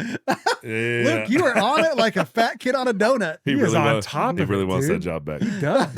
Yeah. He does. Hey, and I will say, Colton, I read that on the wall, the whole thing. I read the whole damn article. Yeah, it's good. Yeah. Did you like it? Yeah. Honesty. They just came down recently, and it was because we're going to put a stock display up, and then the wall of fame. But I heard him say, "Fuck that guy." That's what I heard. That's what I just heard. When you write another article, I'll get them made again, and they're going to be up. It's all good, man. Space is limited. Yes, you know, it's in the it's really the retail store space. We have a lot more space in the shop. So you're such a dick, Ryan. It's always stirring the pot. It's throwing you under the bus. I can promise He's been waiting for a long time. I actually walked by it when you were. I said, I got to bring this up in the podcast, motherfucker. But I can guarantee you, knowing Jake, it'll be in a great place wherever he puts it. Yes, no worries. Definitely. That was like that was back in the day, man. It was. When was that? Was in the garage. 2021. So I probably wrote that article in 2020, 2021. Yeah, around that's we started October 1, 2019. So very close to the start. Yeah. Yeah. I remember when you first started on social media, and I started following you, and I was like, man, what does this guy got going on? Yeah. This is interesting. And then it just blew up. It's like wildfire from there. Yeah. It's pretty wild. It's been fun. It's been a fun ride so far. It's been a crazy ride, man. Your growth from then to now is like not even like people that are following you now, just like coming on, like just catching on to like the shoot to hunt and all that stuff. Mm-hmm. It really started growing. Crazy the growth. Like that's not common. No. And it's still to be like thriving. Yeah. Like in this space, in this industry, as long as I've been in it, that's not common. A lot of good people. He hasn't even told me thank you yet about the Tika suggestion. Such a dick. I still we talked about the Tika thing. We started talking about Tika. So Tika did fill a nice little niche. So we were carrying a couple other brands that were kind of in that $2,000 to $3,000 price point, and the Tika kind of filled the custom rifle price point in that area. Yeah. You know, no different than the build in front of you can have a Tika, because I now have an Unknown Munitions Tika bottom metal and mag. Right. That takes it out to 3.54. So that's kind of changing the Tika game a little bit. It may as well be a Tika in front of you, and you don't have the same look and feel. I think Colton's really going to want to test out something soon that we're making that's very Tika-ish. I need to do something Tika-ish because I get more questions about Tika than anything else, and I don't have one Tika in my safe. Are you kidding me? No. And it's not because I don't. When people ask me like, "Hey, if you're going to buy a rifle," like my neighbor just the other day, driving down the road to go to the range, and my neighbor's like, "Hey, I got a buddy, real quick while you're on the way. Like, it's got a price point. You know, he can't spend a lot of money. Like, what should he get?" I was like, "Tika." He's like, "That's what I told him." But I figured since I live next to an outdoor writer, I'd ask him just because I told him like, I got this neighbor who knows a thing or two about guns, and I don't know his buddy's name, but it's just like, dude, Tikas are hard to beat because I've never had one that was brought to me from a buddy when I was copping or anywhere else. It's like, hey, I got this Tika. Can you set it up for me? You couldn't take good factory ammo and things just hammer. They shoot and they run. Yeah. Like, you know, they're hard to beat. But that being said, I need to get one in the safe because I get tons of questions about them and I want one just because I want one. Well, we got bolt handles and knobs now. We just come out with that bottom metal and mag. We're doing custom rifles with them. We got all kinds of parts on the way. We got the Tika rings, 2 different lines of Tika rings. One's about to be falling up here pretty quick. But yeah, and then we got a really big Tika thing in the works for next year that'll kind of set it apart. Is that a cliffhanger? Like, yeah, that was foreshadowing. We can't. We'll tell you offline. But if this fucking rock stock thing's got us gun shy about talking about shit. Yeah, gotta be careful. But yeah, something big Tika will come out next year from shoot to for hunt us and to get off so unknown. I can hear about it. Yeah, it'd be pretty Well, bad. not that I want to get off. I enjoy talking. We're having a good Fuck, we're convo. at 2 hours, 1 minute. That's the All right. second longest pod. So I don't even know this about Jake. If he talks for more than 2 hours, he turns into like a pumpkin, like in fucking Snow White. Or no, it's Cinderella. Cinderella. Cinderella. Cinderella. Does he just like zone out at 2 hours? No, and it's nothing like that. He's trying to make fun of me He's beating you up. because I have like right now. Well, it's already been a really long day for me. We start early, so I don't stay up late, and he's a night owl. I stay okay. up. But he's about 2 hours. When he wakes up, I go about 2 hours before I go to bed. Yeah, So I go to bed at like 1:30. He gets up like 4:30. he won't reply before 9 a.m. Yeah. Basically, And he won't reply after 9 p.m. that's fucking right. Like they say, you have those buddies that are like 2 a.m. buddies. I'm not your fucking 2 a.m. buddy. That's Yeah. not me. Yeah, Jake, unfortunately. Jake will literally come get me if I was stuck anywhere, but Yeah. not between 9 and 4:30 in the morning. Well, at least you can't contact me initially. There could be work done during dark hours, but not the initial contact. I do some of my best thinking. Like I wouldn't say I'm a night owl because I'm not, but I'm also a morning guy. I just kind of sometimes when I'm alone at night, Yes. I'm like, oh man, I got this idea. Yeah, And then I'm texting buddies wondering why they're not responding. And it's like 1 a.m. And I'm yeah, like, oh, yeah, never mind. yeah. Like that, I'll hear from them at 9 a.m. when they finally get back up with the normal people. Yep. Yeah. I do that when I'm hunting. I get good ideas. Then I don't write them down so I forget them.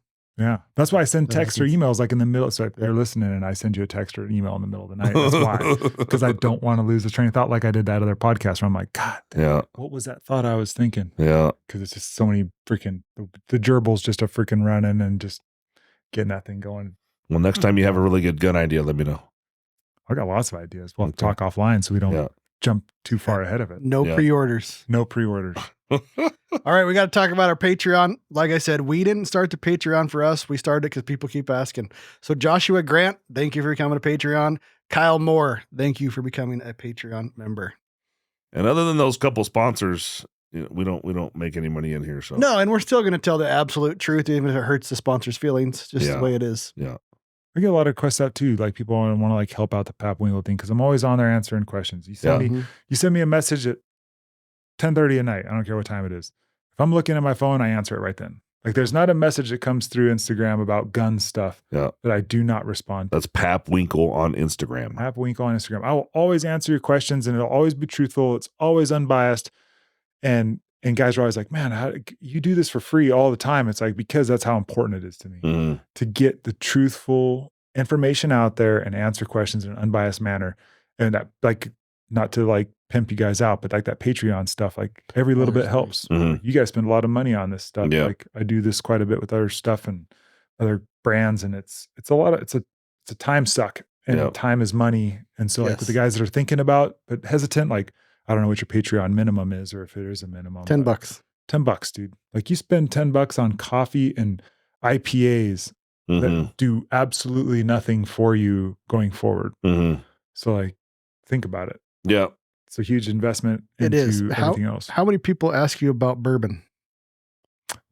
A lot. I'd imagine with that name, be a lot. A lot, but more gun stuff. I mean, the bourbon stuff is like, hey, I got to buy a bottle for my boss, or like, I want to get a good bottle, but I like $100 is my budget. Like I get a lot of that stuff, like in that regard for the bourbon stuff, but more of the gun stuff. Yeah, like the Q&A stuff on Instagram, I love it. I love jumping on and asking people questions, and it takes a lot of time and effort. I still can't just do to it. yeah. I got banned. Oh, did you? Yeah. What? I got banned. I haven't been able to do a Q&A. If you notice, like my feed is pretty much like, Oh, wow. I reshare a lot of memes and stuff like that Huh. and do some stuff, but I cannot do live Q&As anymore.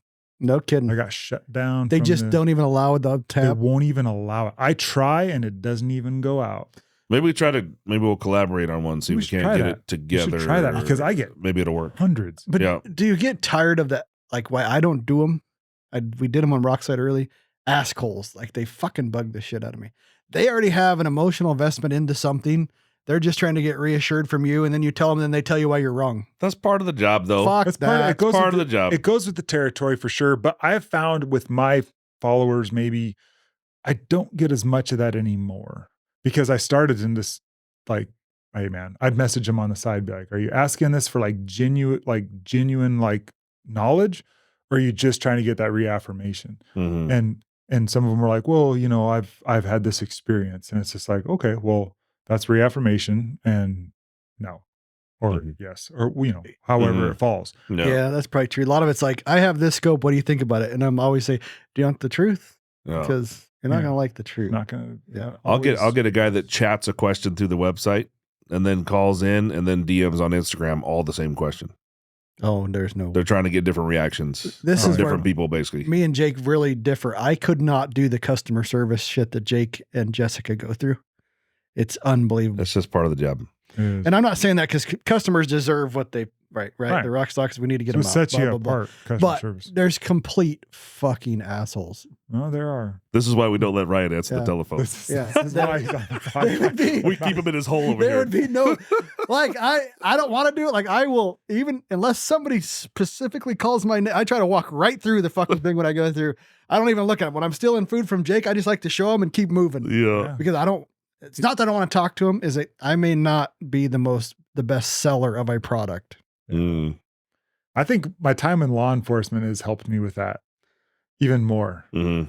Like talking to people through like all kinds of crap. Like diplomatic wise, but just being a little bit more, I don't know what the term is, you know, emotionally, you know, whatever. Available. Not emotionally available. I can't think of the term now. My brain's not working. But it's just like, just knowing, all right, being able to read it, just being like, all right, this guy's just looking read for the situation, and just like, and then just kind of not tiptoeing around it, but just, you know, making him aware of what. Colton, are you looking for his love language? Is that what you're saying? Language? Yeah. When I'm selling rifles and stuff to a guy, I can tell immediately when the guy gets on the phone, you know, whether he's kicking the tire or he's emotional he's, intelligence. That's the word I was looking for. You know, overloaded by information, and he needs a straight shooter. So I know the guy I got to be on the other end of the phone. I'm never going to bullshit you, but I can give you real straight fucking answers that you need to hear. Yep. Or, you know, I'm trying to decide between this and this. Well, it really doesn't fucking matter if you add 2 inches to the barrel. It does. That's the goddamn truth. What cartridge you choose, it's the bullet and the velocity. So either pick the fucking 7 PRC or pick the 28 Noser. This is your velocity difference. It doesn't matter. Yeah. Yeah. But anyways, some guys need that. People want that. Mm-hmm. I think more so than ever. Sometimes, I shouldn't say sometimes. A lot of times they can't make the decision. Mm-hmm. They want you to make it for them. They want you to fucking and then I'll sell a rifle right then. Yeah, totally. They're like, man, I never heard it explained that way. I completely get it. Let's go with this. Yeah. You know, because they're just so stuck on what they're being fed through all the other channels that they're getting their information from. It's the constant cartridge debate. It is. It's not the cartridge. It's the bullet and the velocity. It's funny. It's like, even though like I'm out west and I'm known for like the Western stuff in the long range, I get more questions about stuff. And I'm like, what are you hunting? Mm-hmm. Deer. How far are you going to shoot it? Under 400. Doesn't matter. No. 308. No. Doesn't matter. Like if you're shooting deer in Texas or Oklahoma or wherever. Did you say 308? He said 308. It doesn't matter. We don't 308 here. He's making a point. He's right. 308. Why don't you I use shot a lot of stuff with the a 6.5 man button? Because that'll work too. It'll work Jake, too. When he put that on, he had to order a Creedmoor. As soon as he put that girl's hair tie in there, he had to. We've already established this, motherfucker. You're the only one that owns a 6.5 Creedmoor. I do. Yeah, that's right. Do you own one? I own one. Yeah. Out of the 3 of us, Jake's got 2 on order. I got none. 2 on order? Does that count? No, there's nothing on order. He's just there might be something on order for the business, but it ain't mine. Jake has way more 6.5 Creedmoors here than me. I share the 6.5 stuff, and people think I like hate it. Mm-hmm. I don't hate the cartridge. Yeah. I hate the stuff that's behind it. The guys that are like, "Oh, I shot an elk at 1,200 yards with it," and I'm like, I hate you. Yeah. Yes. And I'm not going to allow you to continue this bullshit. Yeah. You know, and that's kind of like my war on the 6.5. It's like, and I've talked with Seth at Hornady, like all the time. We talk about all the time, and it's always that fun space where the guys can sit around and be comfortable. And it's like, dude, 6.5 is an effective cartridge if you know the limitations of the bullet and the impact velocity. Mm-hmm. But when you're trying to take something and make it more than what it is where I have a problem. I don't care what it is. The 6.5 Creedmoor was the first one to really, like, I think, in my opinion, in this time that I've been in the industry, is that first cartridge that took it way beyond where like that healthy space should be. And its effectiveness is the easy button. It's just like, it was such a great cartridge designed by Hornady. and such a great allotment of all the rifles and everything. Everyone kind of came together perfectly and really made this easy button for guys to get into long range. All the guys running long range schools immediately jumped on it, started using it as that platform to teach people because it's so easy to shoot. And guys were like, well, if I can hit steel with this thing at 1,000 yards in the school, therefore I can translate that out into the field. And they're out doing bad things with it. And it kind of got out of line with that stuff. Gotta go. Imagine. Well, I got to get some stuff taken care of for him before everything. Imagine, if you will, 6.5 Creedmoor recoil, 300 ultra fucking terminal performance. Doesn't exist. And we arrive at a 6 UM with a 115 D-TAC. I knew it was coming back around this, bro. All right, we got to go because you guys got to wrap it up. But Jason Clark, he's also a Patreon. We appreciate it. Again, thank you guys. Yeah, we didn't ask for it. You guys asked for it. I don't want to hammer that home enough. We did have this weird guy come on, sponsor a Patreon, and his username was Ryan's Crocs Are Gay. Did you see that? Yeah, you know who that was? Might have been me. That was Jake Moo Shaney. So last thing, where can they stalk you at? Papwinkle.com, and then, all kinds of different, I'm writing for so many different things now, freelancing. So look for my stuff all over, and soon to come, maybe some rock slide stuff. Absolutely. Uh-oh. Yes. Oh, there we go. We need more Just truth tellers. So if you want, I've been asked for it, like we talked about before. So I think we should start doing something to start writing some reviews for you. Absolutely. Thanks for coming on. Thanks for having me. Thank you, sir.